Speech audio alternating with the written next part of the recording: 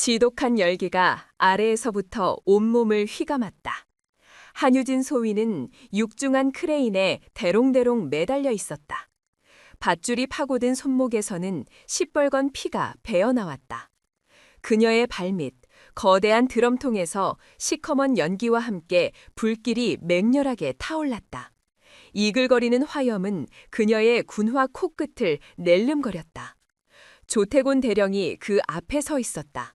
그의 얼굴은 뜨거운 열기 때문에 땀으로 번들거렸지만 그 입가에 걸린 미소는 시베리아의 칼바람보다 더 차가웠다. 그가 으르렁거리듯 기름 끓는 소음 속으로 목소리를 던졌다. 그 잘난 경계의 매가 자기 새끼를 구하러 날아오는지 어디 한번 지켜보자고. 순간 불길이 폭발하듯 거세게 솟구쳤다. 타오르는 기름이 내는 날카로운 파열음이 그녀의 비명소리를 흔적도 없이 집어삼켰다. 여름이었다. 강원도의 땡볕은 아스팔트마저 녹여버릴 기세로 지독하게 타올랐다. 낡은 군용 지프의 엔진이 거친 숨을 토행했다. 핸들을 쥔 한유진 소위의 단단한 손 위로 땀방울이 흘러내렸다. 24, 육군사관학교를 수석으로 졸업한 지 이제 갓 석 달이 지났다. 그녀의 어깨 위에서 반짝이는 다이아몬드 계급장은 아직 거울처럼 맑았다. 길의 풍경이 바뀌고 있었다. 푸르던 논밭과 민가들이 사라지고 삭막한 철조망과 경고 표지판들이 나타나기 시작했다. 군사보호구역, 무단 출입 금지. 글자들은 녹슬어 있었지만 그 의미는 서늘하고 날카롭게 공기를 갈랐다. 유진은 침을 삼켰다. 긴장 때문이 아니었다. 매캐한 먼지 때문이었다. 그녀는 곧 도착할 것이다. 제88 종합정비여단. 사람들은 그곳을 88 요새라 불렀다. 전방 군단 전체의 심장과 혈관을 책임지는 거대한 기지. 모든 것이 고쳐지고 모든 것이 보급되는 곳. 하지만 그 명성 뒤에는 늘 어두운 그림자가 따라다녔다. 한번 들어가면 누구도 속내를 알 수 없는 곳. 외부와 완벽히 고립된 강철의 왕국. 아버지의 목소리가 귓가에 맴돌았다. 예비역 중장 한민준. 현역 시절 그는 경계의 매라 불렸다. 북쪽을 향한 그의 눈은 단 한순간도 흐려진 적이 없었다. 아버지는 군복을 벗는 날 갓 임관한 딸에게 말했다. 유진아, 군복의 명예는 그것을 입은 군인의 심장이 깨끗할 때만 빛나는 것이다. 그 말을 심장에 새기고 그녀는 이곳으로 왔다. 스스로의 힘으로 아버지의 이름에 기대지 않고 증명해 보이고 싶었다. 마침내 거대한 위병소의 차단기가 시야를 가로막았다. 위병소 근무자의 얼굴은 더위와 지루함에 절어 있었다. 그는 유진의 신분증을 건성으로 확인하다가 한유진이라는 이름과 사진 아래 적힌 육군사관학교라는 글자를 보고는 자세를 고쳐 앉았다. 그의 눈빛이 미묘하게 변했다. 그가 인터폰에 대고 짧게 보고했다. 정비대대 신임 군수장교 한유진 소위님 도착하셨습니다. 잠시 후 육중한 철문이 끼익 하는 비명을 지르며 옆으로 천천히 열렸다. 마치 거대한 짐승이 마지못해 입을 벌리는 것 같았다. 유진은 지프를 몰아 요새 안으로 들어섰다. 순간 전혀 다른 세상이 펼쳐졌다. 바깥 세상의 여름 공기와는 다른 무겁고 탁한 공기가 폐부로 일려들었다. 코를 찌르는 디젤류 냄새, 시큼한 쇳가루 냄새, 그리고 그 모든 것을 뒤섞어 놓은 정체를 알 수 없는 불길한 냄새가 진동했다. 거대한 정비고들 사이로 햇빛은 갈갈이 찢겨져 바닥에 얼룩을 만들었다. 망치 소리, 용접불꽃이 터지는 소리, 육중한 엔진이 으르렁거리는 소리가 사방에서 고막을 때렸다. 살아 움직이는 거대한 강철의 지옥, 그것이 88 요새의 첫 인상이었다. 병사들의 얼굴에는 활기가 없었다. 기름때 묻은 전투복을 입은 그들의 눈은 하나같이 땅을 향해 있었다. 마치 보이지 않는 무언가가 그들의 어깨를 짓누르고 있는 듯했다. 유진은 그 기묘한 침묵과 무기력함의 정체를 알 수 없었다. 그녀는 차를 세우고 정비대대 본부 건물로 향했다. 낡은 폭도를 지나자 대대장실이라는 팻말이 보였다. 그녀는 심호흡을 한번 하고 군모를 고쳤었다. 그리고 문을 두드렸다. 안에서 나른한 목소리가 들려왔다. 들어와. 문을 열고 들어서자 책상에 앉아있던 한 남자가 그녀를 향해 고개를 들었다. 박시혁 중령, 정비대대장이었다. 그는 마른 체격에 기름을 바른 듯 반질거리는 머리카락을 가지고 있었다. 그의 얼굴에는 사람 좋은 미소가 걸려 있었지만 눈은 전혀 웃고 있지 않았다. 그가 인터폰에 대고 짧게 보고했다. 정비대대 신임 군수장교 한유진 소위님 도착하셨습니다. 잠시 후 육중한 철문이 끼익 하는 비명을 지르며 옆으로 천산이 열렸다. 마치 거대한 짐승이 마지못해 입을 벌리는 것 같았다. 유진은 지프를 몰아 요새 안으로 들어섰다. 순간 전혀 다른 세상이 펼쳐졌다. 바깥 세상의 여름 공기와는 다른 무겁고 탁한 공기가 폐부로 밀려들었다. 코를 찌르는 디젤류 냄새, 시큼한 쇳가루 냄새, 그리고 그 모든 것을 뒤섞어 놓은 정체를 알 수 없는 불길한 냄새가 진동했다. 거대한 정비고들 사이로 햇빛은 갈갈이 찢겨져 바닥에 얼룩을 만들었다. 망치 소리, 용접불꽃이 터지는 소리, 육중한 엔진이 으르렁거리는 소리가 사방에서 고막을 때렸다. 살아 움직이는 거대한 강철의 지옥, 그것이 88 요새의 첫 인상이었다. 병사들의 얼굴에는 활기가 없었다. 기름때 묻은 전투복을 입은 그들의 눈은 하나같이 땅을 향해 있었다. 마치 보이지 않는 무언가가 그들의 어깨를 짓누르고 있는 듯했다. 유진은 그 기묘한 침묵과 무기력함의 정체를 알 수 없었다. 그녀는 차를 세우고 정비대대 본부 건물로 향했다. 낡은 복도를 지나자 대대장실이라는 팻말이 보였다. 그녀는 심호흡을 한번 하고 군무를 고쳤었다. 그리고 문을 두드렸다. 안에서 나른한 목소리가 들려왔다. 들어와.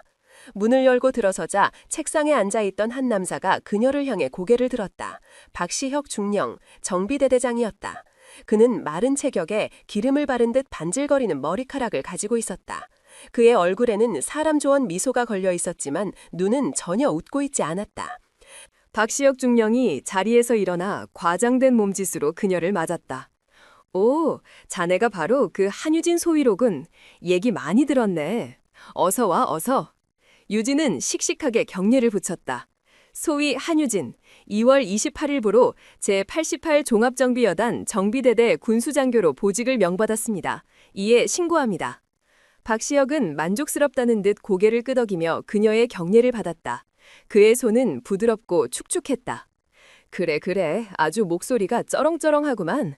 역시 한민준 장군님의 따님다워.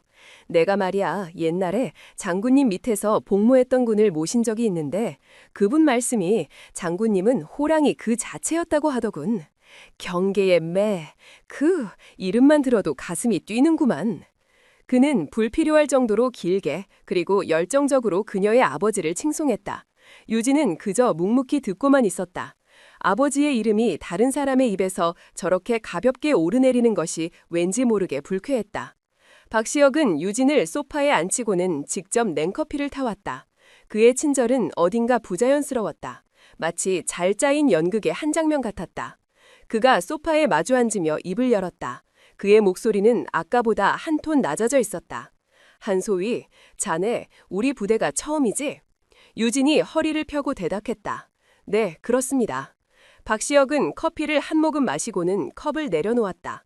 컵과 받침이 부딪히는 소리가 유난히 크게 들렸다. 여기는 좀 특이한 곳이야. 사관학교에서 배운 것과는 많이 다를 수 있다는 말을 해주고 싶어서 그래. 거긴 책상머리에서 하는 이론이지만 여긴 기름 냄새 나는 현실이거든. 그의 말 속에 미세한 가시가 숨어 있었다. 유진은 그것을 느꼈지만 겉으로는 평정을 유지했다. 최선을 다해 배우고 적응하겠습니다. 박시혁이 다시 사람 좋은 미소를 지었다. 하지만 그 미소는 어쩐지 감염처럼 보였다. 그래, 그 자세 좋아. 하지만 적응이라는 게 말이야. 그냥 열심히만 한다고 되는 게 아니거든. 때로는 물 흐르듯이 주변과 어울리는 게 중요해. 너무 튀거나 너무 앞서가려고 하면 다치는 건 본인이야. 알겠나? 그것은 조언을 가장한 명백한 경고였다. 튀지 마라. 가만히 있어라.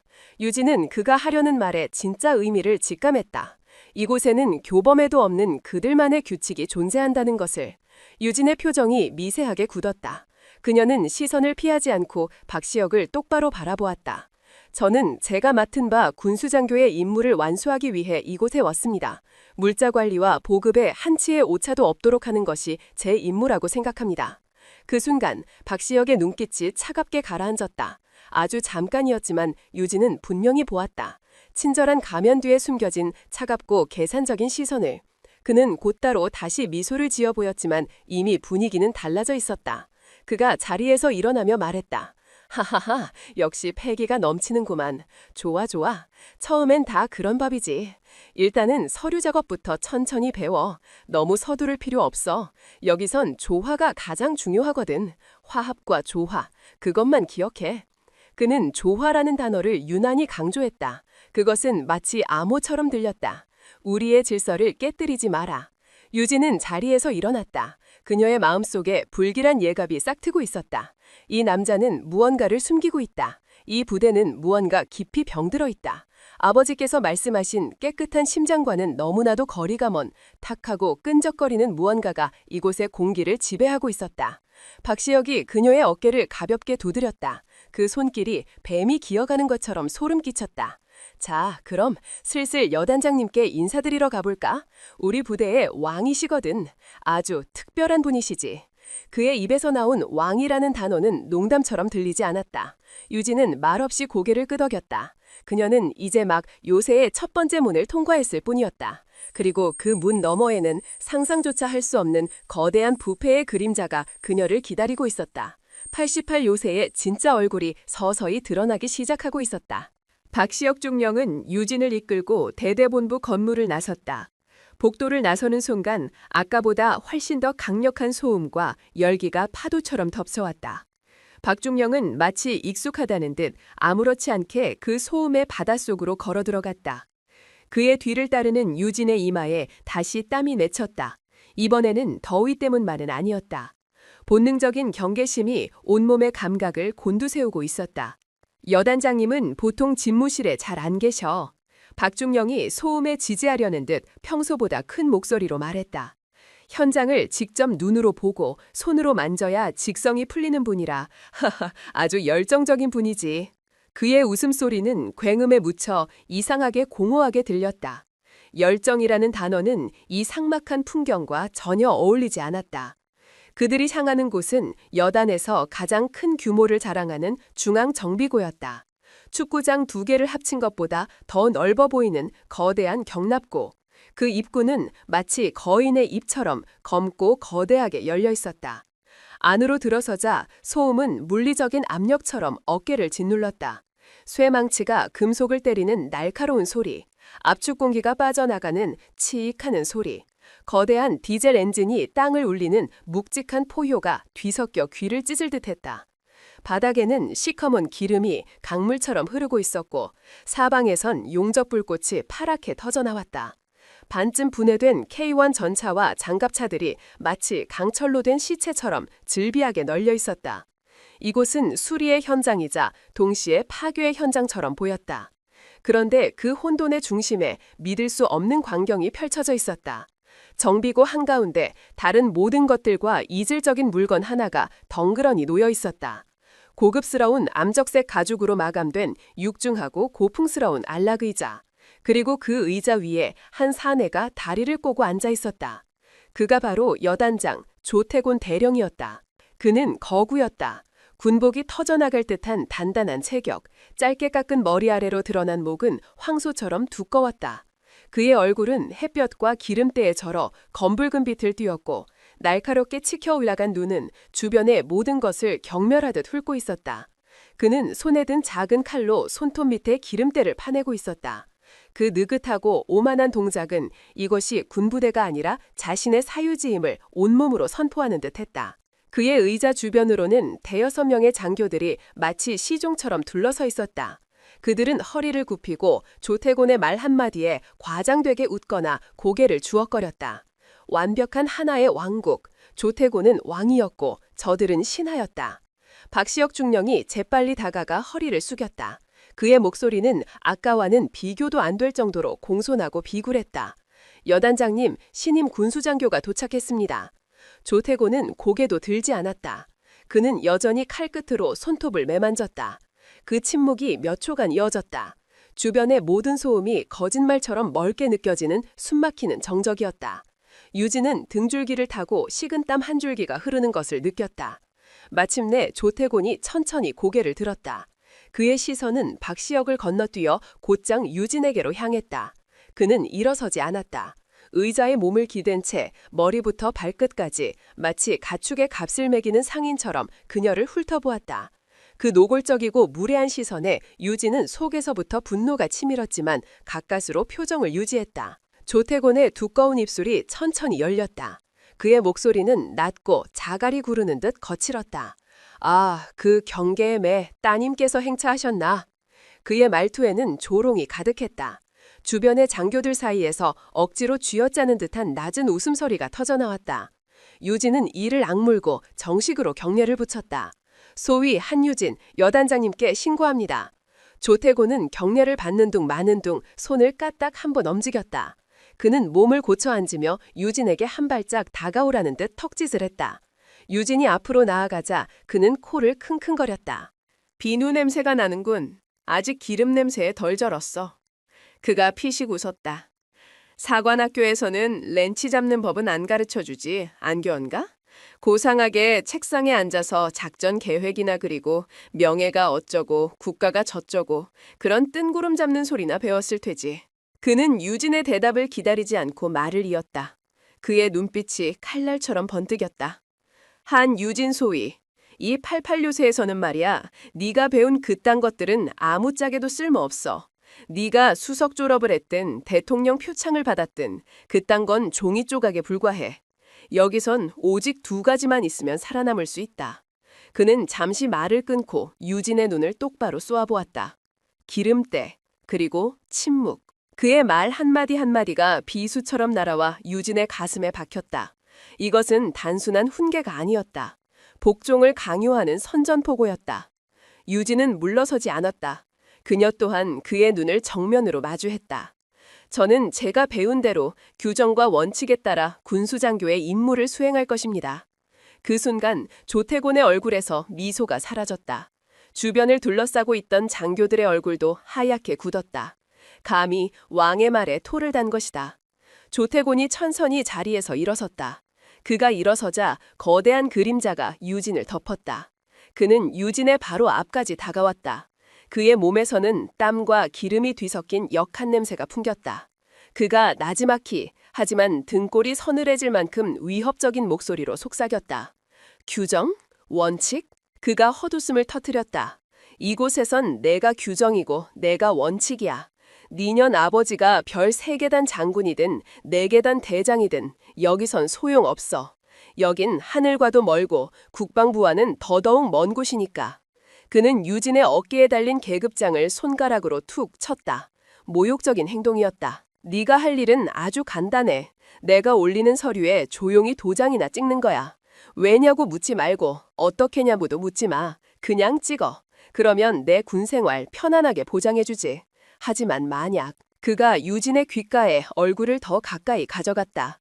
그의 뜨거운 숨결이 뺨에 닿았다. 쓸데없는 호기심을 부린다면 내 그 반짝이는 계급장에 어떻게 진흙탕에 처박히는지 똑똑히 보게 될 거다.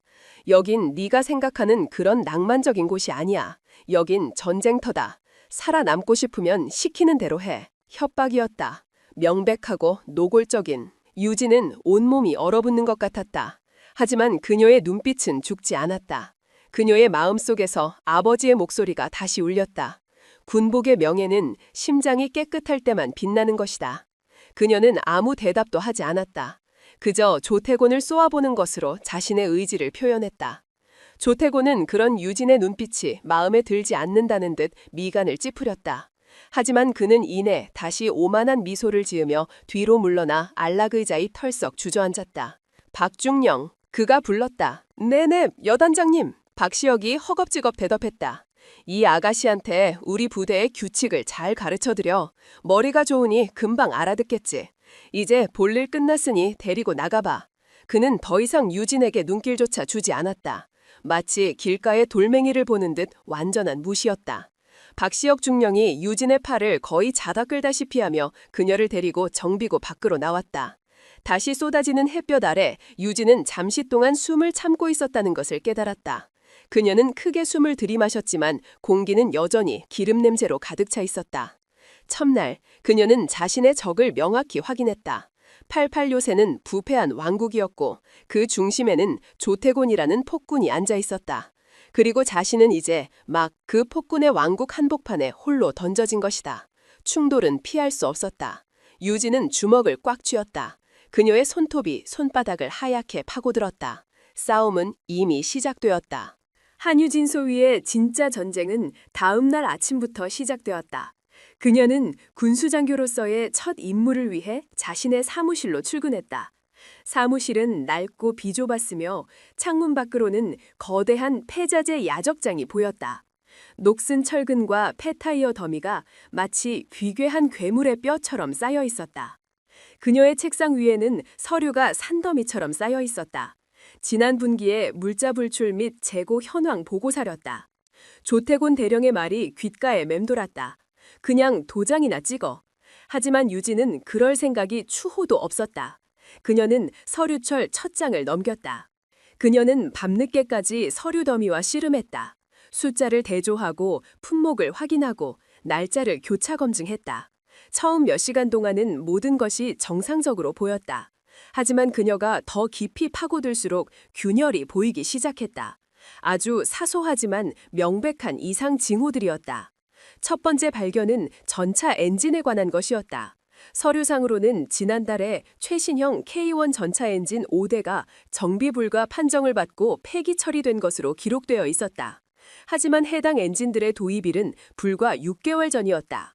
수명이 20년이 넘는 최첨단 엔진이 단 6개월 만에 폐기된다는 것은 상식적으로 불가능했다. 마치 누군가 멀쩡한 새 제품을 헌 제품으로 둔갑시킨 것 같았다. 두 번째는 유류 소비량이었다. 매일 부대의 차량들이 소모했다고 보고된 디젤유의 양은 그 차량들의 하루 평균 운행 거리를 감안했을 때 거의 2배에 가까운 수치였다. 매일 수백, 수천 리터의 기름이 공기 중으로 증발이라도 하지 않는 한 설명이 불가능한 숫자였다. 세 번째는 더 교묘했다. 타이어, 배터리, 각종 필터와 같은 소모품들의 교체 주기가 비정상적으로 짧았다. 서류상으로는 병사들이 매달 새 타이어로 교체하고 있었지만 유진이 직접 둘러본 병사들의 차량 타이어는 대부분 마모가 심각한 상태였다. 새 부품은 장부 위에만 존재하고 현실의 차량들은 낡은 부품으로 신음하고 있었다. 유진은 등골이 서늘해지는 것을 느꼈다. 이것은 단순한 행정착오나 실수가 아니었다. 거대하고 조직적인 시스템이었다. 누군가가 군대의 혈액과 같은 물자를 빼돌려 자신의 배를 불리고 있었다. 그리고 그 중심에는 조태곤 대령이 있을 것이 분명했다. 다음 날 아처리, 그녀는 행동에 나섰다. 그녀는 먼저 수송부의 정비반장을 찾아갔다. 김 원사, 군생활 30년의 베테랑이었다. 유진은 유류 소비량 보고서를 들고 그의 사무실 문을 두드렸다. 원사님, 지난달 유류 결산 보고서에 대해 여쭤볼 것이 있습니다. 기름때 묻은 손을 닦고 있던 김 원사는 유진을 보자마자 얼굴이 굳었다. 그는 유진의 손에 들린 서류를 쳐다보지도 않고 대답했다. 그의 목소리는 무뚝뚝했다. 보고서대로입니다. 문제 없습니다. 하지만 원사님, 차량 운행일지와 대조해보면 소희님, 김 원사가 그녀의 말을 잘랐다. 그의 눈은 유진을 보고 있었지만 초점은 다른 것을 향해 있었다. 여기는 소희님이 생각하는 그런 곳이 아닙니다. 그냥 서류는 서류일 뿐입니다. 너무 깊이 파고들면 다칩니다. 그것은 조언처럼 들렸지만 명백한 거절이었다. 그는 더 이상 아무 말도 하지 않고 고장난 엔진 부품을 닦는 데에만 열중했다. 그의 넓은 등이 마치 철옹성처럼 느껴졌다. 유진은 포기하지 않았다. 그녀는 보급 창고로 향했다. 창고를 지키는 담당관은 박 상사였다. 유진은 폐기 처리된 전차 엔진 5대의 재고를 직접 확인하고 싶다고 말했다. 박 상사는 입에 기름진 미소를 머금고 그녀를 맞았다.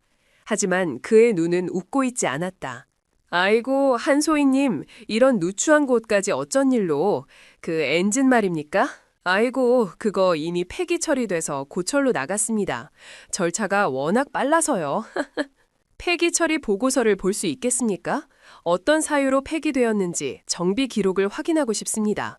박 상사의 미소가 순간 굳어졌다. 그는 잠시 머뭇거리더니 머리를 긁적이며 말했다. 아, 그게 서류가 지금 어디 있는지 모르겠네.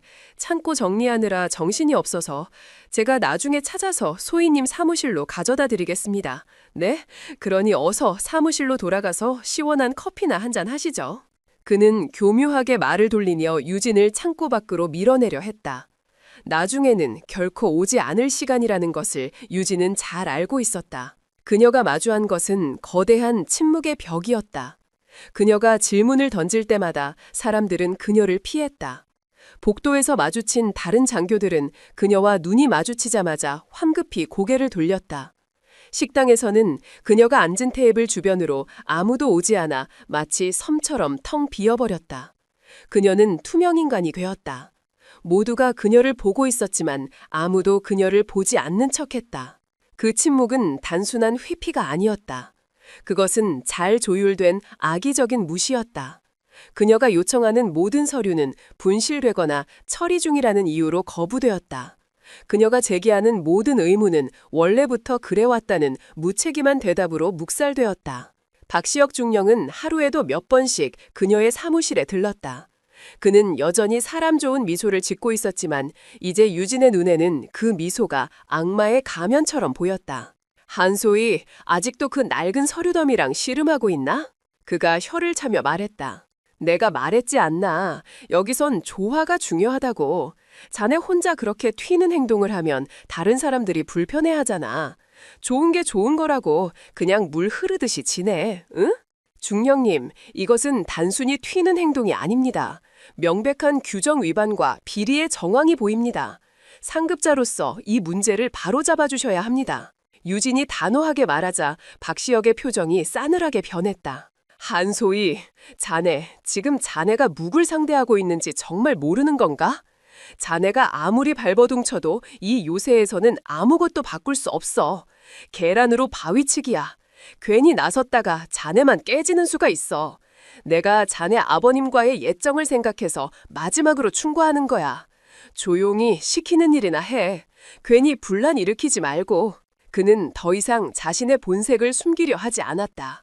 그의 말은 부드러운 협박에서 노골적인 위협으로 바뀌어 있었다. 유진은 완벽하게 고립되었다. 아무도 그녀의 편이 되어주지 않았다. 진실을 밝히려는 그녀의 노력은 거대한 침묵의 벽에 부딪혀 공허한 메아리만을 남기고 사라졌다. 그녀는 마치 늪에 빠진 것처럼 발버둥 칠수록 더 깊이 가라앉는 무력감을 느꼈다. 어느 날 밤 유진은 홀로 사무실에 남아 창밖의 폐자재 야적장을 바라보고 있었다. 달빛 아래 녹슨 철근 더미는 거대한 짐승의 갈비뼈처럼 흉측하게 빛나고 있었다. 그녀는 이곳에 오기 전 꿈꾸었던 군인의 명예와 사명감이 얼마나 순진한 생각이었는지 깨닫고 있었다. 이곳은 군대가 아니었다. 거대한 비리의 소굴이었고 자신은 그 소굴에 던져진 보잘것없는 먹잇감에 불과했다. 깊은 절망감이 그녀를 덮쳤다. 포기하고 싶었다. 조태곤의 말대로 그냥 조용히 도장이나 찍으면 편할지도 모른다. 아버지의 이름에 먹칠하지 않고 조용히 다른 부대로 전출 갈 날만 기다리면 될지도 모른다. 그때였다. 사무실 문이 아주 조심스럽게 소리도 없이 살짝 열렸다. 유진은 깜짝 놀라 뒤를 돌아보았다. 문틈으로 기름때 묻은 전투복을 입은 한 젊은 병사의 눈이 보였다. 그 병사는 겁에 질린 표정으로 주위를 살피더니 유진에게 들어오라는 손짓을 했다. 그의 눈빛에는 절박함과 두려움이 뒤섞여 있었다. 침묵의 벽에 아주 작지만 선명한 균열이 생기는 순간이었다. 사무실 문틈으로 나타난 것은 뜻밖의 얼굴이었다. 유진은 그 병사를 몇 번 본 적이 있었다. 중앙정비고에서 묵묵히 엔진을 수리하던 젊은 병사. 항상 기름때 묻은 얼굴로 말이 없던 수많은 무표정한 얼굴들 중 하나였다. 병사는 쥐처럼 재빠르게 안으로 들어와 소리 없이 문을 닫았다. 그의 움직임 하나하나에 극도의 긴장감이 서려 있었다. 그는 등을 문에 기댄 채 창밖을 연신 겼는지라며 숨을 몰아쉬었다. 마치 누군가에게 쫓기는 사람 같았다. 유진은 자리에서 일어나 천천히 그에게 다가갔다. 그녀는 일부러 목소리를 낮춰 그를 안심시키려 했다. 괜찮나? 무슨 일이지? 병사는 그제야 고개를 들어 유진을 보았다. 그의 눈은 두려움으로 흔들리고 있었지만 그 깊은 곳에는 무언가 단단한 결심이 자리 잡고 있었다. 그는 전투복 주머니에서 꼬깃꼬깃 접힌 손수건을 꺼내 땀으로 축축한 손을 닦았다. 저는 정비대대 소속 김진우 하사입니다. 그의 목소리는 작고 떨렸지만 발음은 명확했다. 유진은 고개를 끄덕였다. 김진우 하사, 나를 찾아온 이유를 말해줄 수 있겠나? 김 하사는 침을 꿀꺽 삼켰다. 그는 잠시 망설이는 듯 했지만 이내 결심을 굳힌 표정으로 입을 열었다. 소희님께서 계속 무언가를 파헤치고 다니신다는 이야기를 들었습니다. 서류를 확인하고 사람들에게 질문하고 다들 소희님을 피하고 있지만 저는 소희님이라면 들어주실지도 모른다고 생각했습니다. 그의 말에 유진의 심장이 세차게 뛰기 시작했다. 절망의 늪에서 마침내 붙잡을 지푸라기라도 나타난 것일까? 무엇을 말이냐, 김하사. 김하사는 유진의 책상 쪽으로 시선을 돌렸다. 그리고는 마치 엄청난 비밀을 털어놓는 사람처럼 목소리를 더욱 낮추어 속삭였다. 이 부대의 진짜 모습에 대해서입니다. 소희님께서 보고 계신 서류상의 숫자들은 전부 거짓입니다. 그 뒤에는 죽음이 있습니다. 죽음이라는 단어가 사무실의 공기를 얼어붙게 만들었다. 유진은 숨을 죽인 채 그의 다음 말을 기다렸다. 김 하사는 자신의 이야기를 시작했다. 그것은 1년 전 바로 이곳 88 요새에서 일어난 비극에 관한 이야기였다. 그에게는 아주 친한 동기이자 친구가 있었다. 박일병. 운전병이었던 그는 늘 유쾌하고 긍정적인 청년이었다. 그날은 비가 많이 오는 날이었습니다.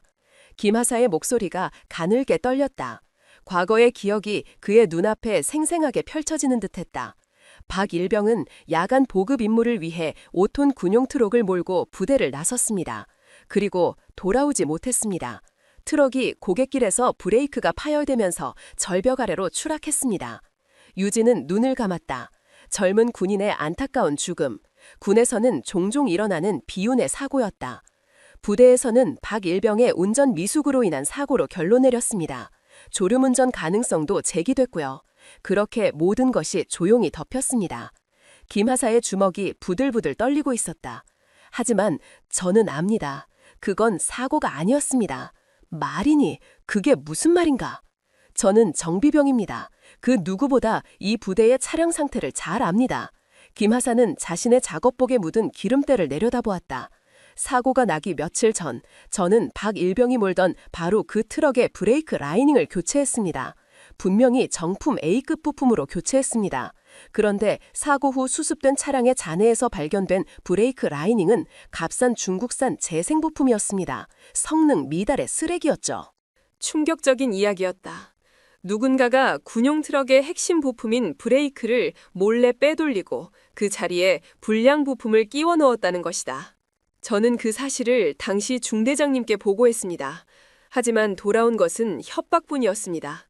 입 다물지 않으면 너도 무사하지 못할 것이다. 모두가 한통속이었습니다. 조태곤 대령, 박시혁 중령, 그리고 그 밑에 모든 간부들까지. 그들은 박일병의 목숨값으로 자신들의 주머니를 채운 겁니다. 김 하사의 눈에서 뜨거운 눈물이 흘러내렸다. 그는 황급히 소매로 눈물을 닦아냈다.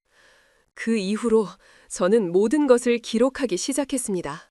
친구의 억울한 죽음을 그냥 묻어버릴 수는 없었습니다. 그는 품속에서 작은 수첩 하나를 꺼냈다. 손때와 기름때가 묻어 너덜너덜해진 수첩이었다. 그는 수첩을 유진의 책상 위에 올려놓았다. 여기 제가 지난 1년간 보고 들은 모든 것이 담겨 있습니다. 유진은 조심스럽게 수첩을 집어들었다. 안에는 깨알 같은 글씨로 날짜, 시간, 차량 번호, 그리고 의심스러운 정황들이 빼곡하게 적혀 있었다. 그것은 한 젊은 병사가 자신의 목숨을 걸고 기록한 거대한 부패의 연대기였다. 수첩에는 대낮의 유령선이라고 이름 붙여진 항목이 있었다. 김 하사가 그 부분을 손가락으로 가리켰다. 이것이 그들의 수법입니다. 매일 점심시간 부대 전체가 가장 소란스럽고 해이해지는 시간을 노립니다. 그때 번호판도 없는 민간 대형 트럭들이 마치 유령처럼 부대 안으로 들어옵니다. 그들은 곧장 중앙 보급창고로 가서 A급 군용물자와 자신들이 싣고 온 싸구려 폐품을 맞바꾸게 합니다. 전차 엔진, 타이어, 유료, 빼돌리지 않는 것이 없습니다. 모든 것이 단 30분 안에 이루어집니다. 워낙 대담하고 빠르게 이루어지기 때문에 대부분의 병사들은 그저 외부에서 들어온 보급 차량이라고만 생각합니다. 상상을 초월하는 대담함이었다. 군부대 한복판에서 가장 경계가 허술한 대낮에 조직적으로 군수품을 빼돌리고 있었던 것이다. 88 요새는 그들에게 완벽한 범죄의 소굴이었다. 유진은 수첩을 넘기던 손을 멈췄다. 온몸에 소름이 돋았다. 이것은 그녀가 희미하게 의심하던 것보다 훨씬 더 거대하고 훨씬 더 추악한 진실이었다. 이것은 단순한 비리가 아니었다. 국가의 안보를 좀먹는 반역행위였으며 동료 전우의 목숨을 앗아간 살인행위였다. 그녀는 고개를 들어 김하사를 바라보았다. 그의 눈에는 더 이상 두려움이 없었다. 오직 진실을 밝히고자 하는 굳은 의지만이 남아있었다. 왜 나를 찾아왔나, 김하사. 이걸 외부에 제보할 수도 있었을 텐데. 김하사가 고개를 저었다. 아무도 믿어주지 않을 겁니다. 일개 하사의 말을 누가 귀담아 듣겠습니까? 증거도 없이 고발했다가는 정신 나간 놈 취급이나 당하고 불명예 전역하게 될 겁니다. 하지만 소희님은 다릅니다. 장교이시고 사관학교를 수석으로 졸업하셨습니다. 그리고 무엇보다 소희님은 그들과 다르다는 것을 느꼈습니다. 그들의 침묵에 굴복하지 않는 유일한 사람이었습니다. 유진은 입술을 깨물었다. 지난 몇 주간 그녀를 짓눌렀던 무력감과 고독감이 눈 녹듯이 사라지고 있었다. 그녀는 혼자가 아니었다. 이 차가운 강철의 요새 안에도 불의에 저항하는 뜨거운 심정이 숨쉬고 있었다. 그녀는 자리에서 일어나 김하사에게 다가갔다. 그리고 그의 어깨에 손을 얹었다. 김하사, 자네는 정말 용감한 군인이다. 자네 친구 하늘에서 자랑스러워할 거야. 그녀의 따뜻한 말 한마디에 김하사의 눈시울이 다시 붉어졌다. 유진의 눈빛이 결연하게 빛났다. 이제 더 이상 망설일 필요가 없었다. 물증을 잡아야 했다. 그들의 범죄 현장을, 대낮의 유령선이 움직이는 바로 그 순간을 포착해야만 했다. 김하사, 다음 유령선이 들어오는 날이 언제지? 김하사는 잠시 생각하더니 대답했다. 패턴을 분석해봤을 때 아마 다음 주 화요일 점심시간이 가장 유력합니다. 좋아. 유진은 자신의 스마트폰을 집어들었다. 그날 우리가 직접 증거를 잡는 거다. 그들의 왕국이 얼마나 허술한 모래성 위에 서 있는지 세상에 똑똑히 보여주는 거야. 두 사람의 시선이 허공에서 마주쳤다. 하나는 명예를 지키려는 신임 장교, 다른 하나는 친구의 원한을 갚으려는 젊은 병사. 거대한 부패의 카르텔에 맞선 위험하고 외로운 싸움이 막 시작되려 하고 있었다. 그들의 손에 들린 것은 낡은 수첩과 스마트폰 하나뿐이었지만 그들의 마음속에는 그 어떤 무기보다도 강한 진실이라는 불꽃이 타오르고 있었다. 다음 주 화요일, 약속의 날이 밝았다. 하늘은 구름 한 점 없이 맑았고 태양은 아침부터 뜨겁게 내리쬐었다. 부대 안은 평소와 다름없이 분주한 소음으로 가득했다. 하지만 유진과 김진우 하사의 마음속에는 폭풍전야와 같은 팽팽한 긴장감이 감돌았다. 두 사람은 오전 내내 각자의 위치에서 눈에 띄지 않게 서로의 동태를 살폈다. 유진은 사무실에서 서류를 보는 척하며 창밖을 주시했고 김하사는 정비고에서 엔진을 수리하며 중앙 보급창고 쪽의 움직임을 예민하게 감지했다. 정오가 가까워지자 심장이 거세게 울리기 시작했다. 점심 식사를 알리는 사이렌이 길게 울려 퍼졌다. 그 소리를 신호탄으로 부대 안의 소음은 더욱 커졌다. 병사들이 식당으로 향하며 떠드는 소리, 식기가 부딪히는 소리가 뒤섞여 부대 전체의 경계심을 무장해제시켰다. 바로 그때였다. 김하사로부터 짧은 문자 메시지가 도착했다. 지금입니다. 동쪽 출입구. 유진은 심호흡을 한번 하고 자리에서 일어났다. 그녀는 스마트폰을 군복 상의 안주머니 깊숙이 넣었다. 심장이 터질 것처럼 뛰었지만 손은 놀랍도록 침착했다. 그녀는 사무실을 나와 약속된 장소인 폐자재 야적장 뒤편의 낡은 감시탑으로 향했다. 감시탑은 수년째 사용되지 않아 먼지가 자욱했지만 중앙 보급창고의 입구를 은밀하게 내려다볼 수 있는 최적의 장소였다. 잠시 후 김하사가 헐레벌떡 감시탑으로 올라왔다. 그의 얼굴은 긴장으로 상기되어 있었다. 왔습니다. 번호판 없는 윙바디 트럭 2대입니다. 유진은 낡은 창문 틈으로 고개를 내밀었다. 과연 김하사의 말대로 거대한 흰색 트럭 2대가 부대의 동쪽 출입구를 통해 미끄러지듯 들어오고 있었다. 위병소 근무자는 그들을 제지하기는커녕 익숙하다는 듯 손을 흔들어 보이기까지 했다. 대낮의 유령선이었다. 트럭들은 조금의 망설임도 없이 중앙 보급창고의 육중한 철문 앞으로 향했다. 창고를 지키던 박상사가 달려나와 자물쇠를 풀고 마치 귀한 손님을 맞이하듯 트럭을 안으로 안내했다. 찍어야 해. 유진이 나지막에 말했다. 그녀는 스마트폰을 꺼내 동영상 녹화 버튼을 눌렀다. 낡은 감시탑의 창틀을 교묘하게 이용해 줌을 최대한 당겼다. 화면 속에서 트럭의 뒷문이 열리고 인부들을 분주하게 움직이는 모습이 포착되었다. 그들은 창고 안에서 K1 전차의 파워팩으로 보이는 거대한 상자들을 지게차로 실어내고 대신 겉보기에는 비슷하지만 어딘가 낡고 조잡해 보이는 상자들을 내려놓았다. 명백한 증거였다. 김하사는 옆에서 망원경으로 그 광경을 지켜보며 유진에게 작은 목소리로 상황을 설명했다. 저건 신형 파워팩입니다. 오른쪽은 K-21 장갑차의 사격 통제 장치입니다. 전부 A급 신품입니다. 저것들을 빼돌리고 대신 폐급 부품을 채워 넣는 겁니다. 유진의 손이 미세하게 떨렸다. 분노 때문이었다. 저 부품 하나하나가 전우들의 목숨과 직결된 것이었다. 그런데 저들은 그것을 자신들의 부를 위해 헌신착처럼 내다 팔고 있었다. 녹화 시간은 5분을 넘어가고 있었다. 결정적인 증거는 충분히 확보되었다. 이제 조용히 이곳을 빠져나가기만 하면 되었다.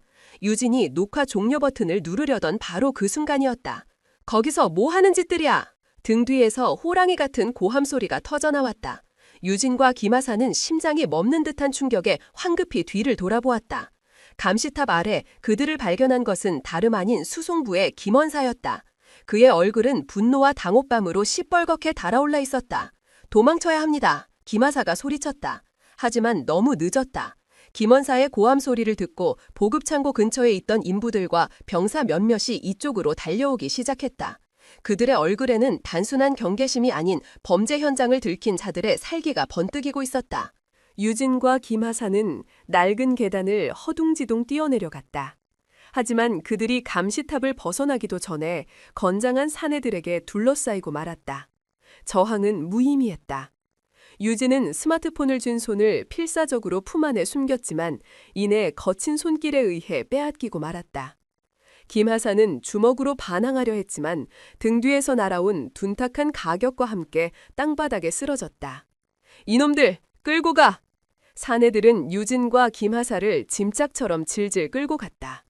그들이 끌려간 곳은 정비구 뒤편, 사람의 발길이 거의 닿지 않는 낡은 주조 공장이었다. 용광로에 불이 꺼진 지 오래된 그곳은 어둡고 축축하고 시큼한 쇠냄새가 진동했다. 잠시 후 어둠 속에서 육중한 발걸음 소리가 들려왔다. 조태곤 대령이었다. 그의 뒤에는 박시혁 중령이 하얗게 질린 얼굴로 따라오고 있었다. 조태곤은 바닥에 쓰러져 신음하는 김하사와 두 팔을 붙잡힌 채 저항하는 유진을 차가운 눈으로 훑어보았다. 그는 아무 말 없이 부하에게서 유진의 스마트폰을 건네받았다. 그리고는 녹화된 동영상을 확인했다. 그의 미간에 깊은 주름이 새겨졌다. 그가 기가 막힌다는 듯 헛웃음을 터뜨렸다. 이 어린 암고양이 정말로 내 목에 방울을 달려고 했구나. 그의 눈빛이 살기로 번뜩였다. 그는 먼저 김하사에게로 다가갔다. 이 버러지 같은 놈, 네 놈이 감히 나를 배신해? 김하사는 피를 토해내며 그를 노려보았다. 너희 같은 놈들은 군인도 아니야. 살인자다. 살인자? 조태곤의 얼굴이 일그러졌다. 그는 신고 있던 군화발로 김하사의 복부를 무자비하게 걷어찼다. 그래, 살인자가 뭔지 똑똑히 보여주마. 그의 명령에 부하들이 김하사를 둘러싸고 무차별적인 폭행을 가하기 시작했다. 주먹과 발길질이 비오듯 쏟아졌다. 뼈가 부러지는 둔탁한 소리와 김하사의 고통스러운 비명이 주조 공장 안에 울려 퍼졌다. 그만해! 유진이 절규했다. 하지만 아무도 그녀의 말을 듣지 않았다. 김하사는 이내 피투성이가 된 채 의식을 잃고 축 늘어졌다. 조태곤은 이제 만족했다는 듯 시선을 유진에게로 돌렸다. 그는 땀으로 젖은 유진의 뺨을 손등으로 거칠게 훑었다. 소름 끼치는 감촉이었다. 경계의 맷따님, 날개는 생각보다 튼튼하지 못한 모양이군. 어디 그 날개가 얼마나 버틸 수 있는지 한번 시험해볼까? 그의 눈빛은 인간의 것이 아니었다. 잔혹한 흥분으로 가득 찬 맹수의 눈이었다. 그는 부하들에게 턱짓을 했다. 저 년을 저기 매달아. 그가 가리킨 곳은 천장에 달린 낡은 크레인의 갈고리였다. 부하들은 거칠게 유진의 두 팔을 뒤로 꺾어 밧줄로 묶었다. 밧줄이 살을 파고드는 고통에 유진은 비명을 질렀지만 그들은 아랑곳하지 않았다. 그녀의 몸은 크레인에 의해 공중으로 들어 올려졌다. 발이 땅에서 떨어지는 순간 극심한 공포와 무력감이 온몸을 덮쳤다. 그때 다른 부하들이 낑낑거리며 거대한 드럼통 하나를 그녀의 바로 아래로 굴려왔다. 드럼통에서는 지독한 기름 냄새가 풍겼다. 이게 무슨 짓이야? 유진의 목소리가 공포로 떨렸다. 조태곤은 유진의 스마트폰을 손안에서 가지고 놀며 그녀에게 다가왔다. 네가 그렇도록 소중하게 생각하는 증거가리야. 그가 사악하게 웃으며 말했다. 아주 확실하게 없애주려고. 그는 스마트폰을 드럼통 안으로 휙 던져버렸다. 그리고는 라이터를 켜 불 붙인 헝겊 조각을 그 안으로 던져 넣었다.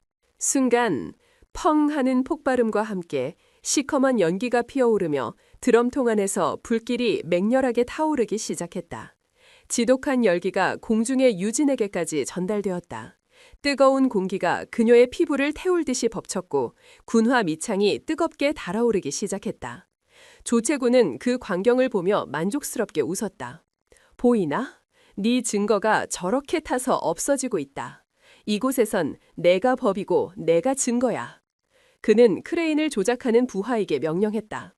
너무 높지도 낮지도 않게 딱 저 계집의 군화 밑창이 녹아내릴 정도로만 매갈아 놔. 섣불리 호기심을 부린 대가가 얼마나 뜨거운지 뼛속까지 느끼게 해줘. 불길은 점점 더 거세졌다. 타오르는 기름이 내는 타닥 타닥하는 소리가 마치 악마의 웃음소리처럼 들렸다. 유진의 눈에서 뜨거운 눈물이 흘러내렸다. 고통과 분노 그리고 깊은 절망이 뒤섞인 눈물이었다. 그녀의 모든 노력, 모든 희망이 저 시뻘건 불길 속에서 한 줌의 재로 변하고 있었다. 여기서 죽게 내버려두진 않을 거다. 조태곤이 유진의 귓가에 속삭였다. 하지만 다시는 기어오를 생각도 못하게 만들어주지. 1시간쯤 뒤에 내려줘. 그때쯤이면 아주 얌전한 고양이가 되어 있을 테니. 그는 마지막으로 유진의 절망적인 얼굴을 감상하듯 쳐다본 뒤 박시혁 중령과 부하들을 이끌고 주조 공장을 떠났다. 육중한 철문이 닫히는 소리와 함께 유진은 완벽한 어둠과 불타는 드럼통 그리고 의식을 잃은 김하사와 함께 남겨졌다. 열기는 점점 더 강해졌다. 머리카락에 타는 냄새가 나기 시작했고 숨을 쉴 때마다 뜨거운 공기가 폐를 찌르는 것 같았다. 아래를 내려다보자 시뻘건 불길이 춤을 추며 그녀를 조롱하고 있었다. 여기가 지옥이었다. 정의도 희망도 모두 불타버린 절망의 구렁텅이. 그녀의 싸움은 이렇게 가장 끔찍하고 비참한 방식으로 끝나는 것처럼 보였다. 시간이 얼마나 흘렀을까? 유진의 의식은 뜨거운 열기와 고통 속에서 희미하게 명멸했다. 팔은 끊어질 듯 아팠고 온몸은 땀으로 흠뻑 젖었다. 아래에서 타오르는 불길은 그녀의 군화 밑창을 녹여 끈적거리는 액체로 만들고 있었다. 살이 타는 냄새와 고무 타는 냄새가 역겹게 뒤섞여 코를 찔렀다. 그녀는 비명을 지를 힘조차 남아있지 않았다. 모든 것이 끝났다고 생각했다. 바로 그때였다. 주조 공장의 육중한 철문이 끼익 하는 작은 소리와 함께 아주 살짝 열렸다. 어둠 속에서 희미한 빗줄기가 새어 들어왔고 그 빛 속으로 겁에 질린 젊은 병사의 얼굴이 나타났다.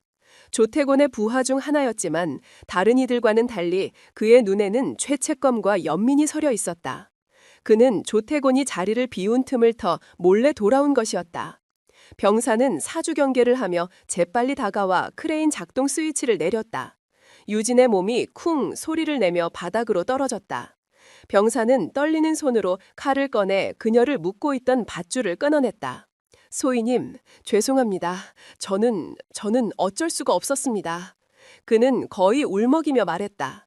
유진은 바닥에 쓰러진 채 거친 숨을 몰아쉬었다. 그녀는 말할 기운도 없어 그저 고개를 끄덕이는 것으로 대답을 대신했다. 병사는 잠시 망설이다가 정신을 잃고 쓰러져 있는 김진우 하사를 부축하려 했다. 하지만 그때 멀리서 들려오는 발소리에 그는 화들짝 놀라 다시 어둠 속으로 사라졌다. 의무실로 가십시오. 마지막으로 들린 그의 목소리는 속삭임처럼 작았다. 잠시 후 조태곤의 지시를 받은 다른 부하들이 돌아왔다. 그들은 유진이 바닥에 쓰러져 있는 것을 보고는 계획대로 되었다는 듯 음흉한 미소를 지었다. 그들은 김하사와 유진을 각각 부축해 의무실로 옮겼다. 모든 것을 사고로 위장하기 위해서였다. 부대 의무실, 소독약 냄새가 코를 찔렀다.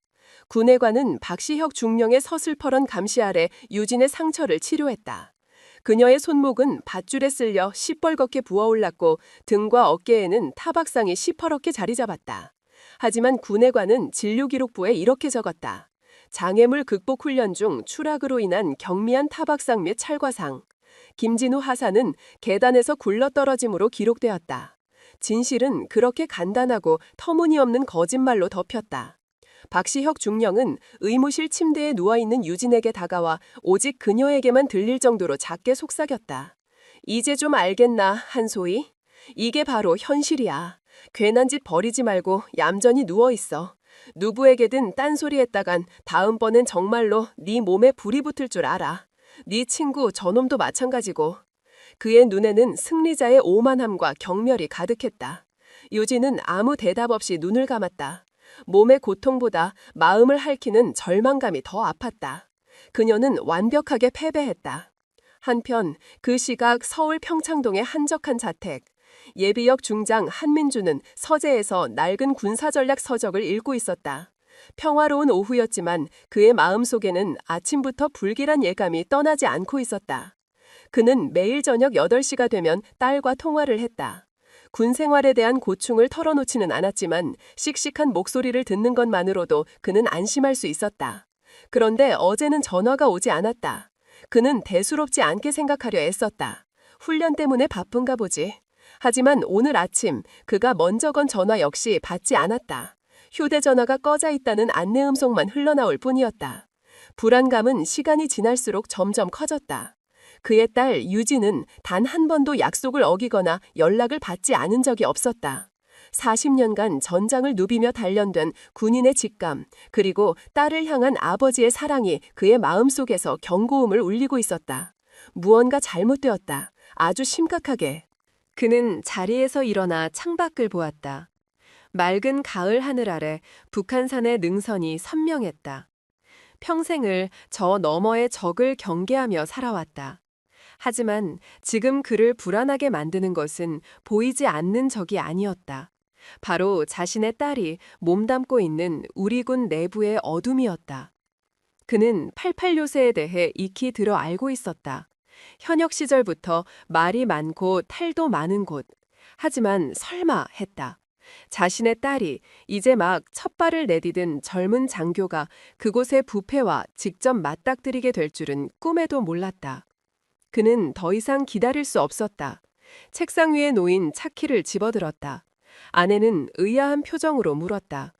이 시간에 어딜 가세요? 바람 좀 쐬야겠소. 강원도 쪽으로. 그의 목소리는 낮고 차분했지만 눈빛은 이미 전장으로 향하는 지휘관의 그것으로 변해 있었다.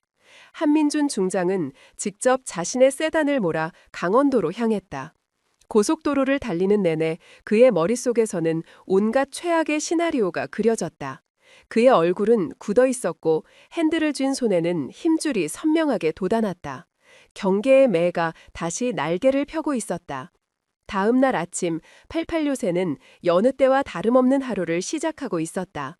조태건 대령과 박시혁 중령은 모든 것이 자신들의 계획대로 완벽하게 처리되었다고 믿고 있었다. 한유진 소위는 의무실에서 꼼짝없이 갇혀있고 김진우 하사는 중환자실에 격리되었다. 증거는 불타 없어졌고 목격자들은 침묵으로 길들여졌다. 그들의 강철 왕국은 그 어떤 흠집도 없이 건재했다. 바로 그때 위병소로부터 다급한 전화 한 통이 박시혁 중령의 사무실로 걸려왔다. 중령님, 저 한민준 장군님께서 부대를 방문하셨습니다. 박시혁은 순간 자신의 귀를 의심했다. 한민준? 예비역 중장이긴 하지만 군 전체에 막강한 영향력을 가진 전설적인 인물. 그가 아무런 예고도 없이 혼자서 이 외딴 곳까지 왜? 온몸의 피가 차갑게 식는 것 같았다. 그는 수화기를 든 채 잠시 멍하니 서 있었다. 뭐라고? 혼자 오셨다고? 지금 어디에 계시나? 방금 위병소를 통과하셨습니다. 곧바로 대대 본도로 향하고 계십니다. 박시혁은 거의 비명을 지르듯 소리쳤다. 뭐 하고 있어? 당장 못 들어오시게 막아. 하지만 이미 늦었다. 박시혁이 허둥지둥 사무실을 뛰쳐나왔을 때 익숙한 검은색 세단 한 대가 이미 대대 본부 건물 앞에 멈춰서고 있었다. 차문이 열리고 한민준 중장이 차에서 내렸다. 세월의 흔적이 엿보이는 백발이었지만 그의 허리는 꼿꼿했고 어깨는 여전히 산처럼 넓었다. 그의 눈빛은 수십 년간 최전방을 지켜온 매처럼 날카롭고 깊었다. 박시혁은 얼굴에서 땀이 비오듯 쏟아지는 것을 느끼며 황급히 달려나갔다. 그는 최대한 자연스러운 미소를 지으려 애쓰며 과장된 몸짓으로 경례를 붙였다.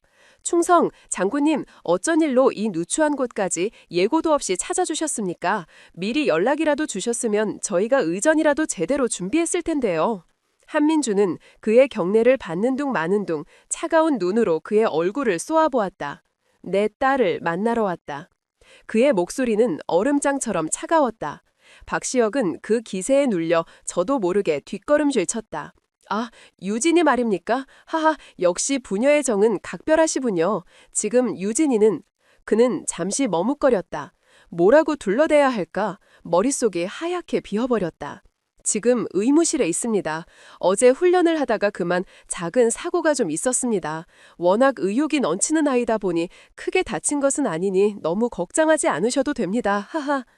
그는 어색하게 웃으며 상황을 수습하려 했다. 하지만 한민준의 표정에는 아무런 변화도 없었다. 그는 박시혁의 어깨를 밀듯 지나쳐 곧장 의무실 방향으로 향했다. 마치 자신의 집 안방을 거닐듯 조금의 망설임도 없는 발걸음이었다. 88요새의 강철 왕국에 예기치 못한 방문자가 찾아왔다. 그것은 부패한 왕국의 종말을 알리는 조용하지만 거대한 폭풍의 서막이었다. 의무실로 향하는 복도는 길고 적막했다. 한민준 중장의 군화 소리만이 차갑고 규칙적으로 울려 퍼졌다. 그 소리는 마치 사형장으로 향하는 집행인의 발걸음 소리처럼 박시혁 중령의 심장을 쿵쿵 하고 내리찍었다. 그는 식은땀을 흘리며 필사적으로 한민준의 뒤를 따랐다. 머릿속에서는 수만 가지 변명이 떠올랐다 사라지기를 반복했다. 장군님, 정말 별일 아닙니다. 젊은 장교들이 훈련 중에 겪는 흔한 사고입니다. 의욕이 너무 앞서다 보면... 한민주는 대답하지 않았다. 그는 단 한 번도 뒤를 돌아보지 않았다. 그의 침묵은 그 어떤 질책보다 더 무겁고 두려웠다. 박시혁은 마치 거대한 압력에 짓눌린 것처럼 숨이 가빠오는 것을 느꼈다. 마침내 의무실 문 앞에 도착했다. 문틈으로 희미한 소독약 냄새가 새어나왔다. 박시혁이 먼저 나서서 문을 열려고 하자 한민준이 손을 들어 그를 제지했다. 그리고는 직접 아주 천천히 소리 없이 문을 열었다. 의무실 안은 햇살이 들어와 밝았지만 공기는 무겁게 가라앉아 있었다. 한 유진 소위는 창가 쪽 침대에 넋이 나간 사람처럼 앉아 있었다. 그녀는 얇은 환자복을 입고 있었고 창백한 얼굴에는 혈색이 하나도 없었다. 멍하니 창밖을 바라보는 그녀의 눈은 초점을 잃고 텅 비어 있었다. 유진아. 아버지의 나직한 부름에 유진은 마치 꿈에서 깨어난 사람처럼 천천히 고개를 돌렸다. 아버지를 본 순간 그녀의 텅 비어있던 눈동자가 세차게 흔들렸다. 입술이 파르르 떨렸지만 아무런 말도 나오지 않았다. 그녀는 자신도 모르게 자리에서 벌떡 일어났다. 박시혁이 재빨리 끼어들었다. 그는 과장된 웃음소리를 내며 유진에게 다가갔다. 하하하, 유진아, 아버님께서 널 보러 여기까지 오셨다. 놀랐지? 장군님, 보십시오. 이렇게 쌩쌩합니다. 어제 조금 긁힌 것 가지고 뭘 그리 걱정하십니까? 그는 유진의 어깨를 친근하게 감싸 안으며 아버지를 향해 억지 미소를 지어 보이도록 눈짓을 보냈다. 그녀에게 보내는 무언의 협박이었다. 제대로 연기해. 그렇지 않으면 너와 네 친구는 끝장이야. 유진은 입술을 깨물었다. 절망적인 상황 속에서도 아버지에게 걱정을 끼치고 싶지 않았다. 그리고 박시혁의 협박이 빈말이 아니라는 것도 알고 있었다. 그녀는 가까스로 목소리를 쥐어짰다. 아빠, 어떻게 여기까지? 그녀는 박시혁이 짜놓은 각본대로 연기하려 애썼다. 훈련하다가 제가 좀 부주의해서 괜찮아요. 정말 괜찮아요. 그녀는 애써 미소를 지어 보였다. 하지만 그 미소는 금방이라도 부서져 내릴 것처럼 위태로워 보였다. 한민주는 딸의 말을 듣고 있지 않았다. 그는 박시혁의 존재를 마치 투명인간처럼 무시한 채 천천히 딸에게로 걸어갔다. 그의 시선은 오직 한 곳, 바로 딸의 눈에 고정되어 있었다. 그는 딸의 멍든 얼굴을 보지 않았다. 환자복 소매 밖으로 드러난 밧줄에 쓸린 붉은 상처를 보지 않았다. 그는 오직 딸의 눈을 들여다 보았다. 40년간 전장에서 수많은 병사들의 눈을 봐왔다. 승리에 환호하는 눈, 패배에 절망하는 눈, 공포에 질린 눈, 그리고 죽음의 그림자가 드리워진 눈. 그는 눈빛만으로 그 사람이 어떤 상황에 처해 있는지 알 수 있었다. 지금 그의 눈앞에 있는 딸의 눈, 그 안에는 단순한 고통이나 분노가 담겨 있지 않았다. 그것은 영원히 파괴된 자의 눈이었다. 모든 희망을 잃고 깊이를 알 수 없는 절망의 심연을 들여다본 자의 눈, 모든 것을 포기한 자의 공허한 눈빛이었다. 그 순간 한민준의 온몸을 관통하는 차가운 분노가 솟구쳤다. 감히 누군가가 자신의 목숨보다 소중한 딸의 영혼을 짓밟아 버렸다. 그의 시선이 아주 미세하게 움직였다. 그는 딸의 환자복에 아주 희미하게 배어있는 역겨운 냄새를 맡았다. 그것은 기름이 타는 냄새였다. 그리고 그의 시선은 마침내 딸의 발로 향했다. 그녀가 신고 있는 낡은 슬리퍼 아래로 군화 밑창이 녹아내린 흉측한 흔적이 아주 희미하게 보였다. 박시혁은 그 모든 것을 눈치채지 못했다. 그는 한민준이 자신의 거짓말을 믿었다고 생각하며 안도의 한숨을 내쉬고 있었다. 그는 계속해서 쓸데없는 말을 짓거렸다. 워낙 승부욕이 강한 아이라 동기들한테 뒤처지기 싫어서 무리하다가 그만. 저희가 잘 타일렀습니다. 앞으로는 조심하겠다고 약속했고요. 한민주는 여전히 아무 말이 없었다. 그는 딸의 앞에 멈춰섰다. 그리고는 아무것도 묻지 않았다. 무슨 일이 있었니? 누가 그랬니? 와 같은 질문은 필요 없었다. 그는 이미 모든 것을 알고 있었다. 그의 침묵은 이 세상 그 어떤 신문보다 더 무겁게 박시혁의 목을 옥죄었다. 한민주는 그저 조용히 떨리는 딸의 어깨 위에 자신의 손을 얹었다. 그의 손은 크고 따뜻했다. 그 온기가 전해지는 순간 필사적으로 버티고 있던 유진의 눈에서 뜨거운 눈물 한 방울이 툭 하고 떨어졌다. 그가 입을 열었다. 그의 목소리는 놀랍도록 차분하고 부드러웠다. 많이 힘들었구나. 그는 딸의 눈을 바라보며 말했다. 이제 괜찮다. 아빠랑 집에 가자. 그 한마디에 유진의 모든 방어벽이 무너져 내렸다. 그녀는 아이처럼 아버지의 품에 안겨 소리 없이 울음을 터뜨렸다. 억눌려 왔던 모든 공포와 고통, 절망과 분노가 뜨거운 눈물이 되어 쏟아져 나왔다. 박시혁은 그 광경을 보며 완전히 얼어붙었다. 상황이 자신이 예상했던 것과는 전혀 다른 방향으로 흘러가고 있었다. 한민준의 눈빛, 그것은 딸을 위로하는 아버지의 눈빛이 아니었다. 모든 것을 꿰뚫어 본 지휘관, 분노를 최대한 억누르고 있는 맹수의 눈빛이었다. 경계의 매라는 별명이 왜 붙었는지 박시혁은 이제야 뼈저리게 깨달았다. 저 눈빛은 평생을 최전방에서 적의 움직임을 감시해온 자의 눈빛이었다. 아주 작은 위장이나 거짓도 용납하는 모든 것을 간파하는 절대적인 포식자의 눈빛. 장군님, 이건... 박시혁이 무언가 변명을 하려 했지만 목소리가 제대로 나오지 않았다. 한민주는 딸을 부축해 일으켜 세웠다. 그는 여전히 박시혁에게는 눈길 한 번 주지 않았다. 그는 오직 딸에게만 집중했다. 옷 갈아입고 나오너라. 밖에서 기다리마. 그는 딸의 등을 가볍게 두드려주고는 천천히 몸을 돌려 의무실 밖으로 나갔다. 그가 지나가는 길, 공기가 얼어붙는 것 같았다. 박시혁은 마치 유령이라도 본 사람처럼 그 자리에 목 박힌 듯 서 있었다. 한민주는 복도에 서서 딸을 기다렸다. 그는 아무 말도 아무런 행동도 하지 않았다. 그저 굳건히 서 있을 뿐이었다. 하지만 그의 존재만으로도 88 요새 전체가 보이지 않는 공포에 질식하는 듯했다. 복도를 지나가던 병사들은 그의 기세에 눌려 숨을 죽였고 멀찍이서 그를 발견한 장교들은 황급히 다른 길로 돌아갔다. 잠시 후 군복으로 갈아입은 유진이 의무실에서 나왔다.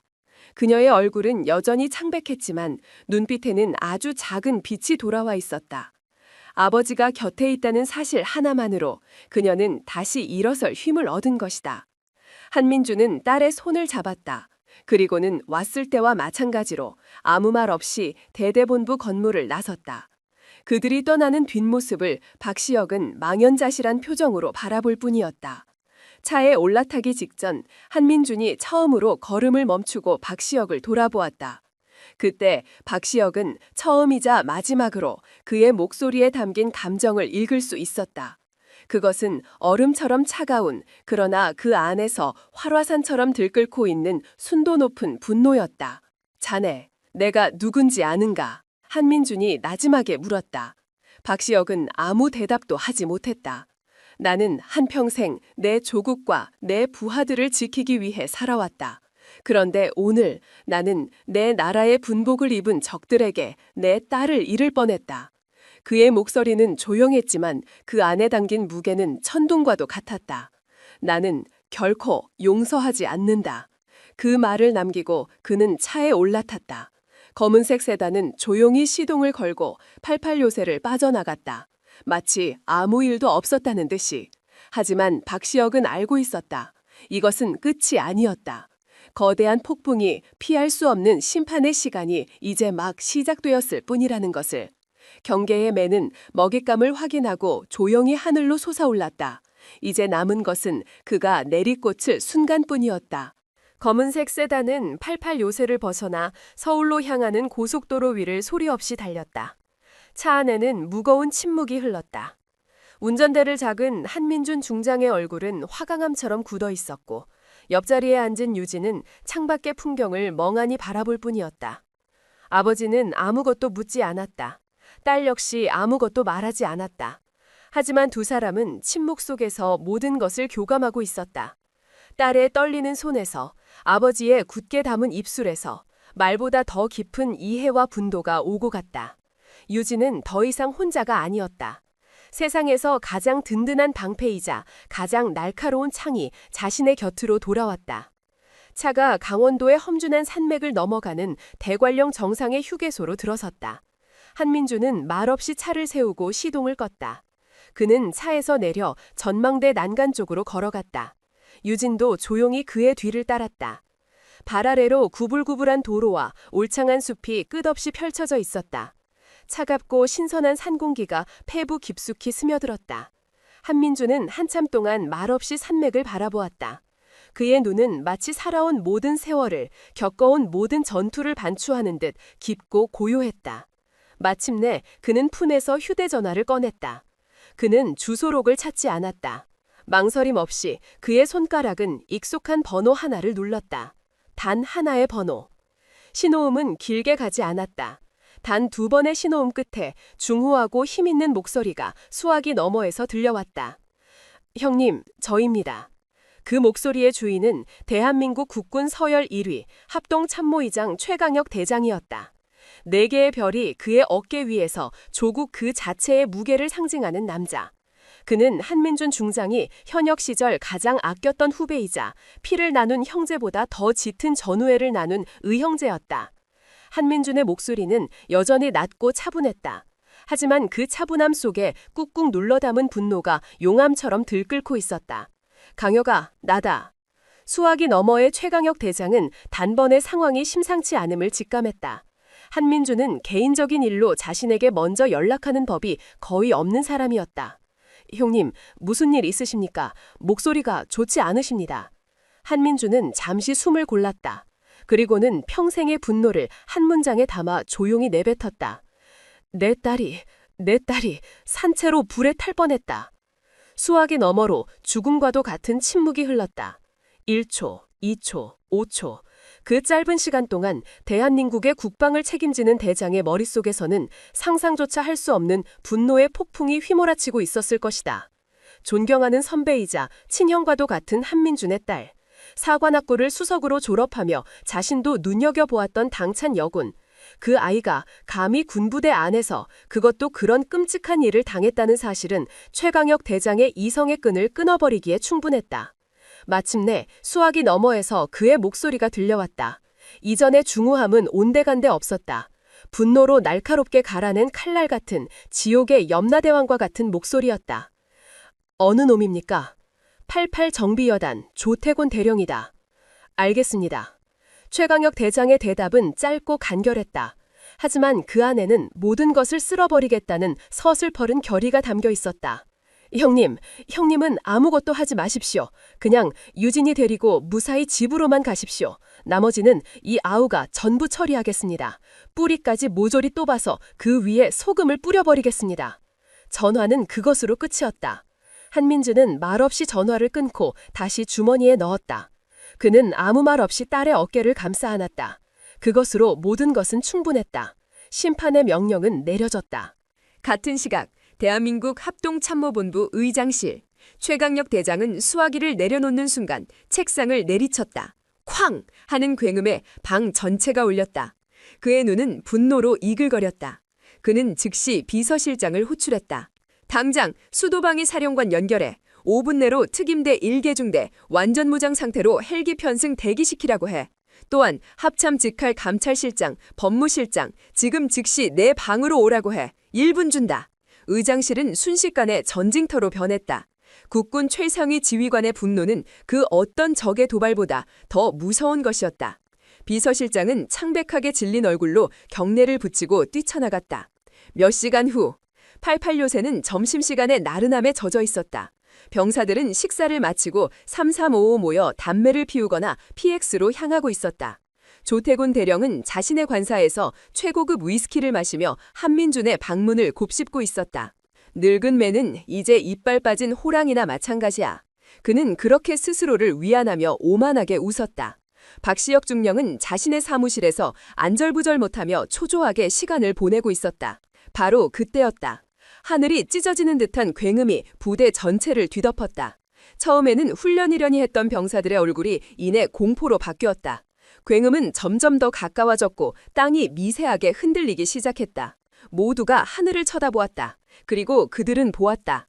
지평선 너머에서 검은 점 4개가 무서운 속도로 다가오고 있었다. 그것은 UH 육군 블랙호크, 육군 최정예 특수부대를 실어 나르릭 지옥의 사자였다. 헬기들은 사전 경고나 착륙허가 요청 따위는 완전히 무시한 채 부대 중앙 연병장을 향해 곧장 강화하기 시작했다. 뭐야, 저것들 뭐냐고! 연병장에 있던 한 간부가 소리쳤다. 헬기가 만들어내는 강력한 하강풍이 연병장의 흙먼지를 폭풍처럼 일으켰다. 병사들은 눈을 가리며 비명을 질렀다.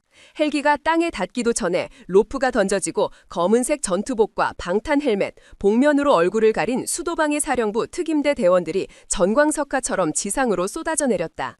그들의 손에는 K1A 기관단총이 들려 있었고 총구는 부대 안의 모든 사람을 향해 있었다. 움직이지나 모두 그 자리에 엎드려. 움직이는 놈은 사살한다. 특임대 지휘관의 고함소리가 확성기를 통해 부대 전체에 울려 퍼졌다. 상황을 파악하지 못한 병사들은 공포에 질려 바닥에 엎드렸다. 동시에 부대의 정문에서 쾅 하는 거대한 파열음이 터져나왔다. 육중한 철문이 장갑차의 충각에 의해 종잇장처럼 구겨지며 날아갔다. 그 뒤로 국방부와 합참직할 조사단의 검은색 세단 수십 대가 먼지바람을 일으키며 맹렬하게 부대 안으로 쇄도했다. 단 5분, 불과 5분 만에 철옹성 같던 88 요새는 완벽하게 외부로부터 고립되고 점령당했다. 모든 통신망은 차단되었고 부대의 모든 출입구는 특임대의 총구 아래 봉쇄되었다. 대낮에 숙청이 시작된 것이다. 조태곤 대령은 굉음과 소란에 놀라 관사 밖으로 뛰쳐나왔다가 자신의 눈앞에 펼쳐진 광경을 보고 그대로 얼어붙었다. 자신의 왕국이 난공불락이라 믿었던 자신의 성이 지옥의 군대에 의해 유린당하고 있었다. 그가 정신을 차리기도 전에 복면을 쓴 특임대 대원 4명이 그를 향해 달려들었다. 당신이 조태곤 대령인가? 이놈들 뭐 하는 짓이야? 내가 누군 줄 알고! 조태곤이 저항하며 고함을 쳤지만 돌아온 것은 개머리판으로 날아온 무자비한 가격이었다. 그는 비명과 함께 바닥에 고꾸라졌다. 대원들은 그를 무자비하게 진압하여 두 팔을 등 뒤로 꺾고 수갑을 채웠다. 점심상에 차려져 있던 최고급 스테이크와 위스키 잔이 바닥에 떨어져 박살났다. 박시혁 중령은 자신의 사무실에서 창밖을 보다 말고 그 자리에 주저앉았다. 그는 이미 모든 것을 직감했다. 한민준의 그 마지막 눈빛. 나는 결코 용서하지 않는다. 그 말의 의미를 이제야 뼈저리게 깨달았다. 잠시 후 사무실 문이 거칠게 열리고 헌병 완장을 찬 조사관들이 들이닥쳤다. 박시혁 중령, 직권남용, 군수품 횡령, 살인교사 혐의로 긴급 체포한다. 당신은 묵비권을 행사할 수 있으며. 조사관이 낭독하는 미란다 원칙은 그의 귀에 들어오지 않았다. 그의 눈에는 오직 모든 서류와 컴퓨터를 압수하며 사무실을 휘젓는 조사관들의 모습만이 보일 뿐이었다. 그의 세상이, 그의 비겁한 야망이 산산조각 나고 있었다. 조사단은 부대의 모든 주요 시설을 동시에 급습했다. 중앙보급창고, 정비대대, 그리고 조태곤과 그 일당의 사무실과 관사가 샅샅이 뒤져졌다. 숨겨져 있던 비밀장부, 불법으로 빼돌린 군수품들, 그리고 그들의 범죄를 입증할 증거들이 속속들이 발견되었다. 침묵의 벽 뒤에 숨어있던 자들은 특임대의 총구 앞에서 겁에 질려 모든 것을 실토하기 시작했다. 그들이 대낮의 햇빛 아래서 가장 오만하고 방심하고 있던 바로 그 순간에 하늘에서 정의의 철퇴가 내리꽂힌 것이다. 88요새의 부패한 왕국은 그렇게 한 노장의 조용한 전화 한 통과 그 전화를 받은 의로운 대장의 분노에 의해 허무하게 그리고 완벽하게 무너져 내렸다. 연병장 바닥에 엎드린 병사들은 공포에 떨면서도 한편으로는 기묘한 해방감을 느끼고 있었다. 지긋지긋했던 어둠의 시대가 마침내 끝났다는 것을 그들은 본능적으로 직감하고 있었다. 서울 국군수도병원. 대한민국 최고의 군 의료시설인 이곳의 VVIP 병실은 바깥 세상의 소음과 완벽히 차단되어 있었다. 창밖으로는 관악산의 푸른 능선이 그림처럼 펼쳐져 있었고 병실 안에는 은은한 햇살과 함께 정적만이 감돌았다. 한유진은 깨끗하게 정돈된 침대에 누워 있었다. 88요새를 떠나온 지 꼬박 이틀이 지났다. 이곳에 도착하자마자 그녀는 최고의 의료진으로부터 정밀검사를 받았다. 진단 결과는 생각보다 심각했다. 1도 화상, 갈비뼈 2군데의 실금, 그리고 급성 스트레스 장애로 인한 심리적 쇼크. 몸의 상처보다 마음의 상처가 훨씬 더 깊었다. 그녀는 대부분의 시간을 잠을 자거나 멍하니 창밖을 바라보며 보냈다. 불타는 드럼통의 기억은 악몽이 되어 밤마다 그녀를 찾아왔다. 그때마다 그녀는 비명을 지르며 깨어났고 그럴 때마다 병실 한편의 간이 침대에서 밤을 지새우던 아버지가 말없이 다가와 그녀의 손을 잡아주었다. 한민준 중장은 딸의 곁을 한시도 떠나지 않았다. 그는 전화를 받거나 외부인을 만날 때도 병실 밖 복도에서 조용히 해결했다.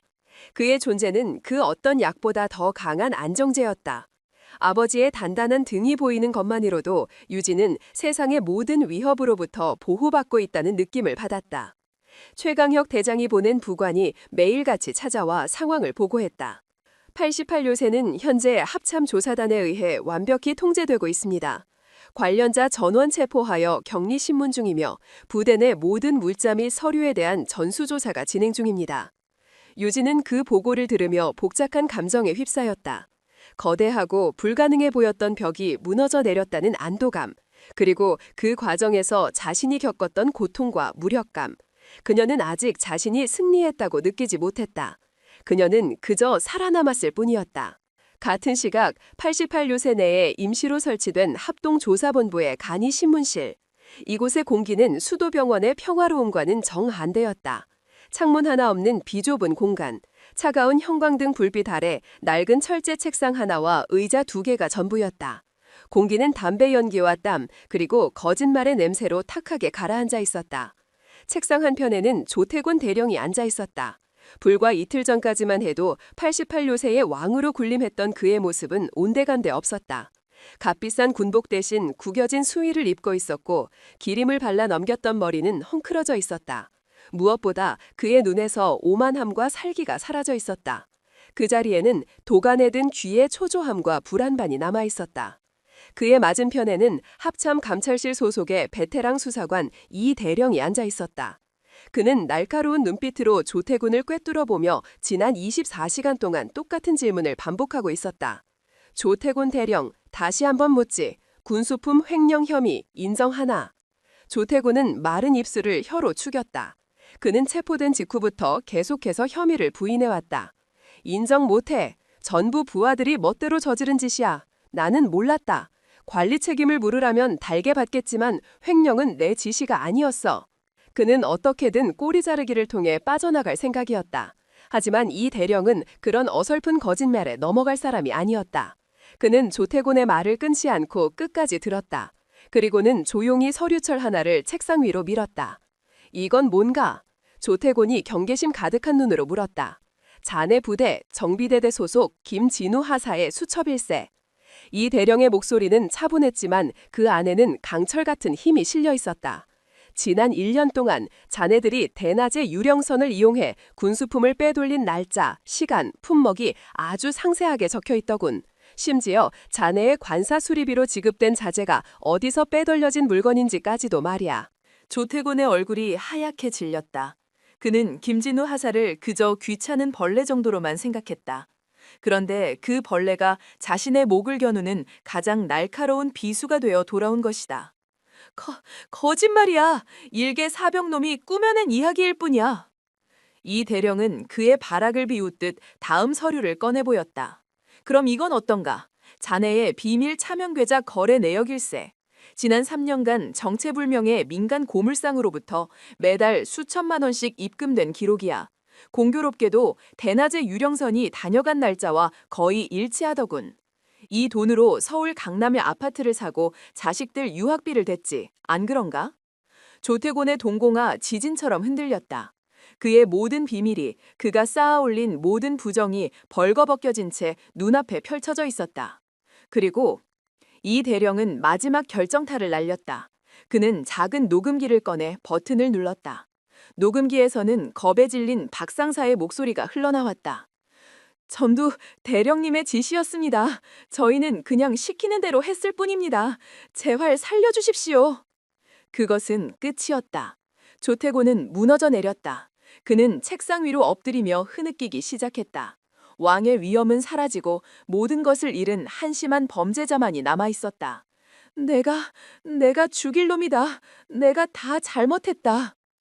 수도병원에서는 한민준 중장이 딸의 손을 잡고 있었고 88요새의 신문실에서는 조태곤 대령이 자신의 죄를 자백하고 있었다. 빛과 어둠, 정의와 불의의 위치는 단 이틀 만에 완벽하게 뒤바뀌어 있었다. 조태곤이 무너지자 다른 관련자들의 자백이 복물 터지듯 쏟아져 나왔다. 그들이 구축했던 침묵의 카르텔은 허무하게 붕괴했다. 조사단은 그들의 자백을 토대로 부대 곳곳에 숨겨져 있던 비밀 창고들을 찾아냈다. 창고 안에서는 정품 군수품들이 산더미처럼 쌓여 있었고 그 규모는 처음 예상했던 것보다 훨씬 더 거대하고 충격적이었다. 그들은 단순한 도둑이 아니었다.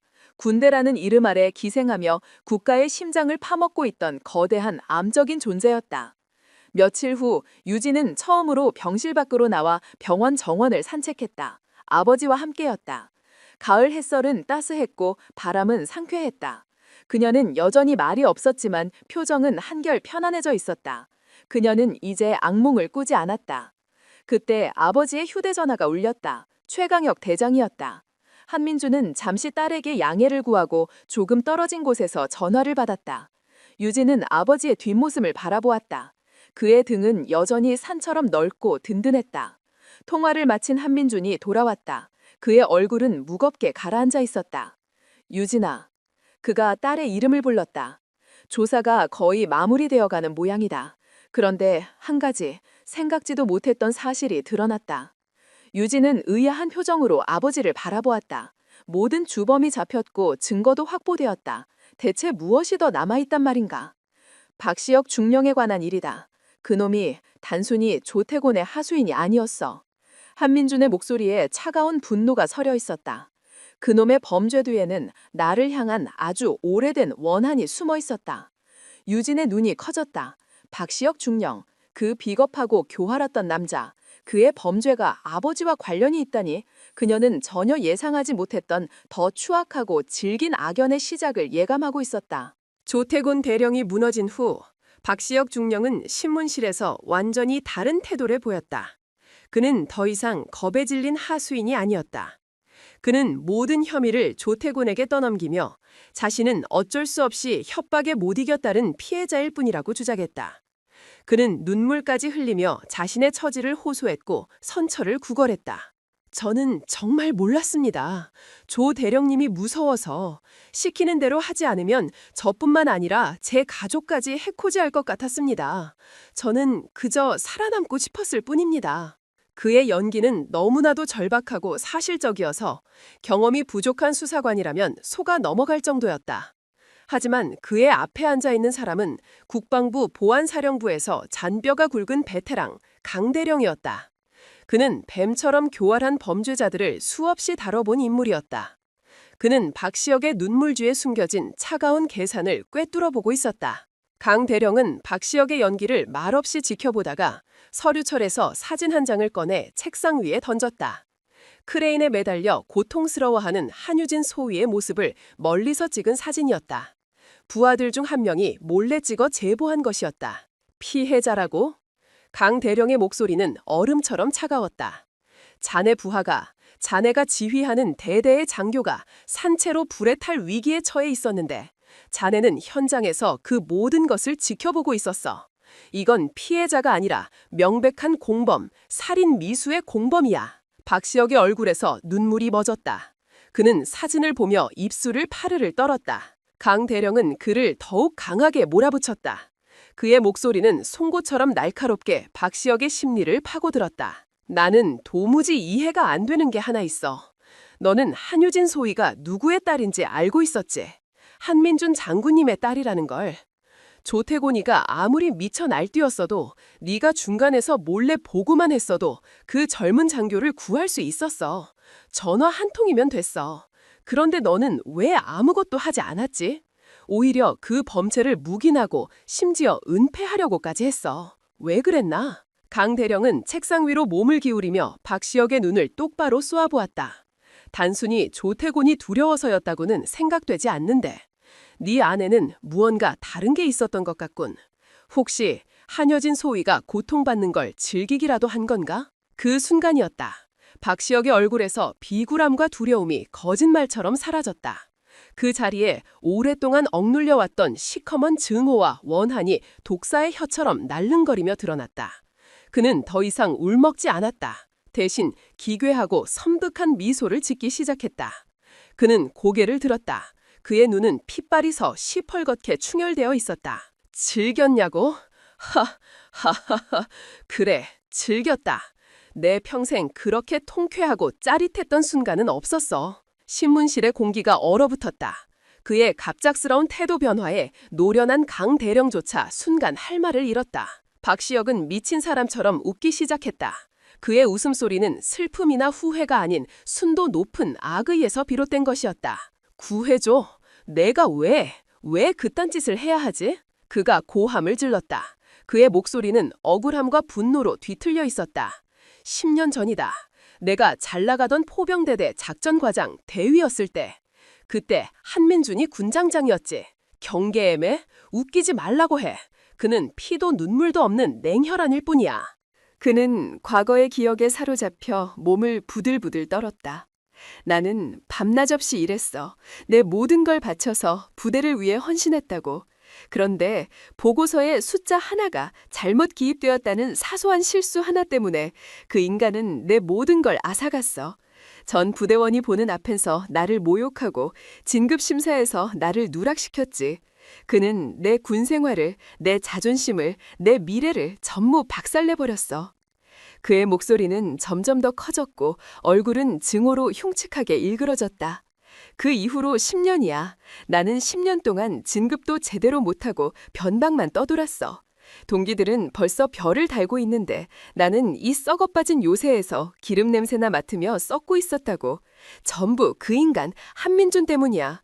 내가 겪은 굴욕과 고통을 그 인간은 알기나 할까? 그는 자리에서 벌떡 일어나 책상을 내리쳤다. 그런데 신이 내게 기회를 주더군. 그의 눈에 넣어도 아프지 않을 그 잘난 딸년이 내 부하로 굴러들어왔어. 그 오만하고 아버지와 똑 닮은 눈을 하고서 말이야. 그의 눈빛은 관기로 번뜩였다. 조태곤이 그년을 크레인에 매달았을 때 나는 속으로 쾌재를 불렀다.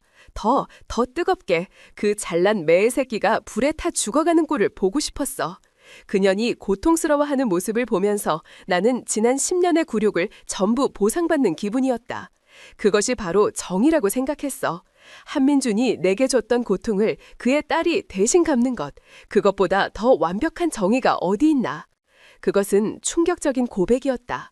그는 단순한 공범이 아니었다. 그는 이 모든 비극을 방관하고 즐긴 악의에 찬 복수자였다.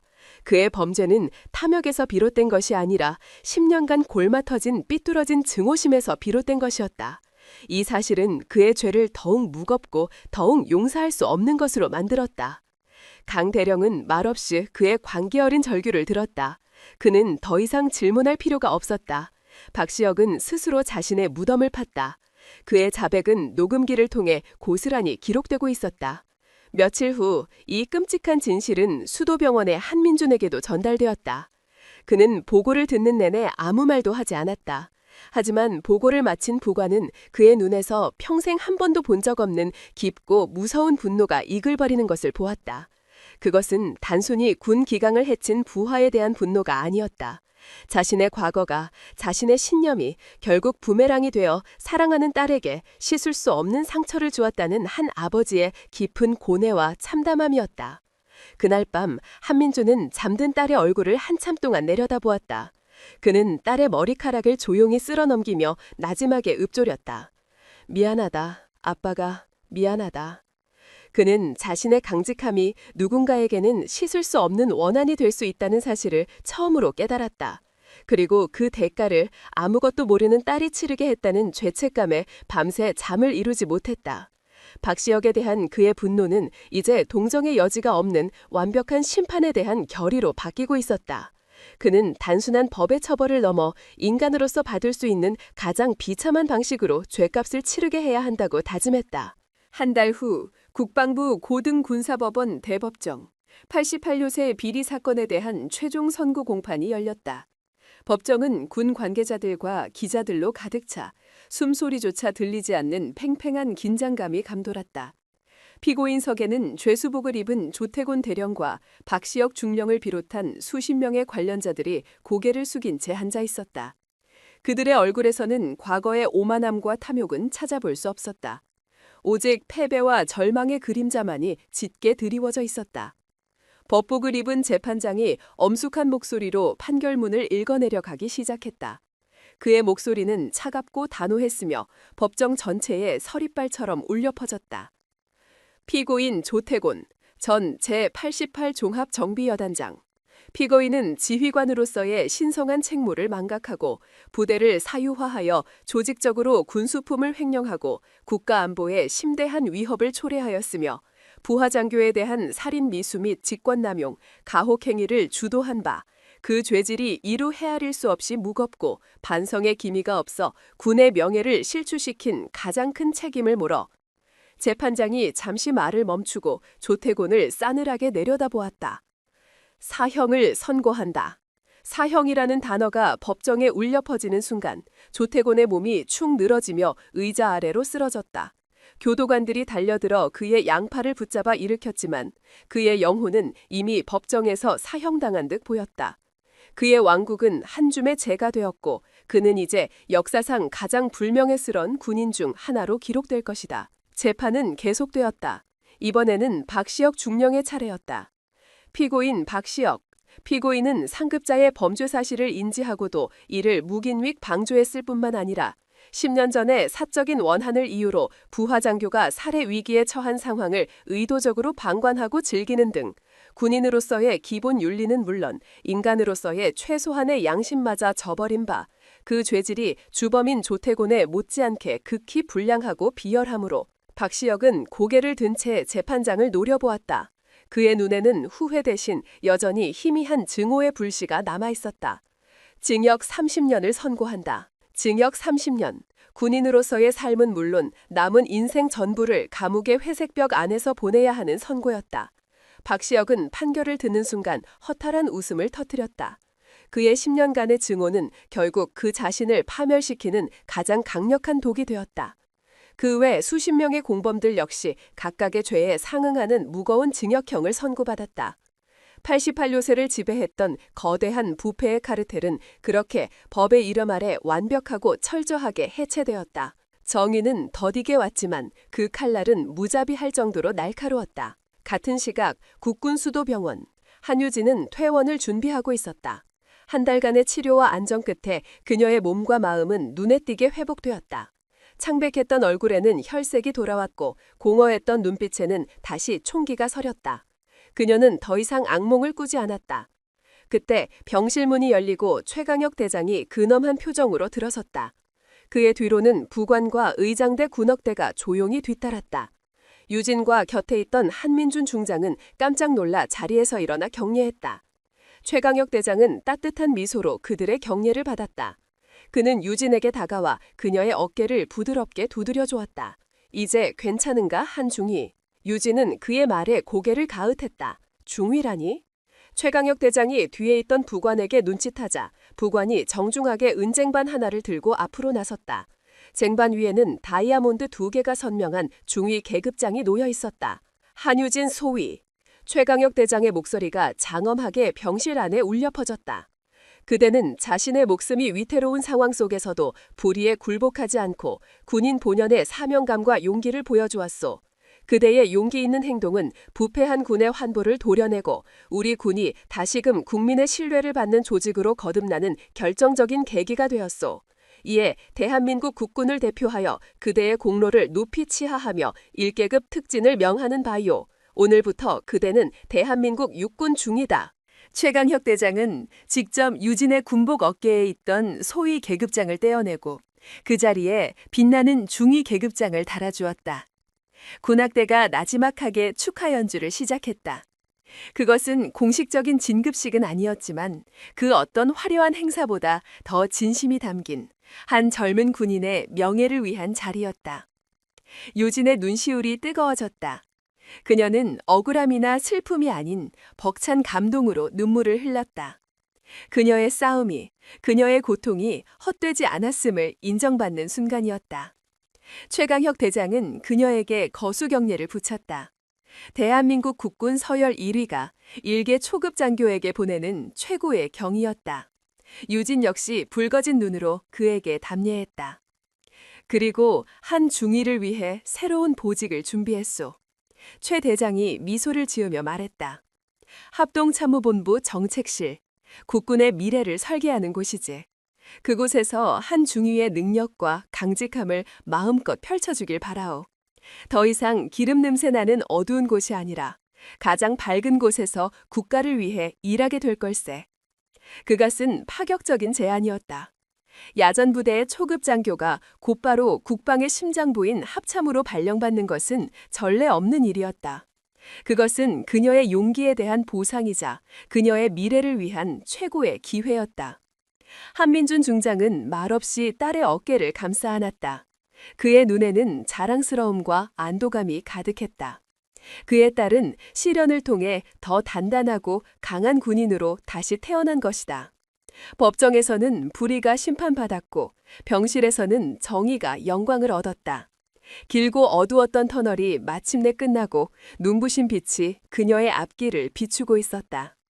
퇴원 전날 밤 병실에는 고요함이 내려앉았다. 한민준 중장은 잠시 자리를 비웠고 한유진은 홀로 침대에 앉아 창밖에 서울 야경을 내려다보고 있었다. 별처럼 촘촘히 박힌 도시의 불빛은 그녀가 앞으로 걷게 될 탄탄대로를 예고하는 듯했다. 합동참모본부 정책실, 모든 군인이 꿈꾸는 자리, 지옥 같았던 88요새에서의 기억을 씻어내고 새로운 삶을 시작할 수 있는 완벽한 기회였다. 누구라도 그 제안을 받아들일 것이다. 그것이 당연하고 합리적이고 현명한 선택이었다. 하지만 지난 며칠간 유진의 마음속에서는 다른 목소리가 떠나지 않고 있었다. 그것은 불길 속에서 느꼈던 절망감, 동료들의 외면 속에서 느꼈던 고독감, 그리고 자신을 위해 용기를 내주었던 김진우 하사의 얼굴이었다. 그녀는 눈을 감았다. 조태곤과 박시혁은 사라졌다. 하지만 그들이 남긴 공포와 불신, 체념이라는 독은 여전히 88요새의 공기 속에 남아있을 것이다. 병사들은 무엇을 보았을까? 불의에 저항했던 한 장교가 죽음의 문턱까지 갔다가 결국 하늘에서 내려온 거대한 힘에 의해 구조되어 다른 곳으로 옮겨지는 모습을 보았다. 그렇다면 그들에게 남는 교훈은 무엇일까? 문제를 일으키면 결국 이곳을 떠나게 된다. 그러니 살아남고 싶으면 그저 입을 다물고 고개를 숙여라. 그것이 아닐까?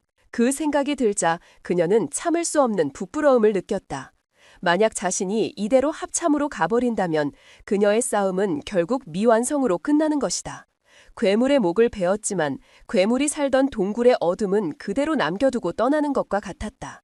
진정한 정의는 악을 처벌하는 것에서 끝나는 것이 아니라 그 악이 다시는 자라날 수 없는 토양을 포함해야 했다. 다음 날 아침, 유진은 막 퇴원 수속을 마친 깨끗한 군복 차림으로 아버지와 함께 합동참모본부 의장실을 찾았다.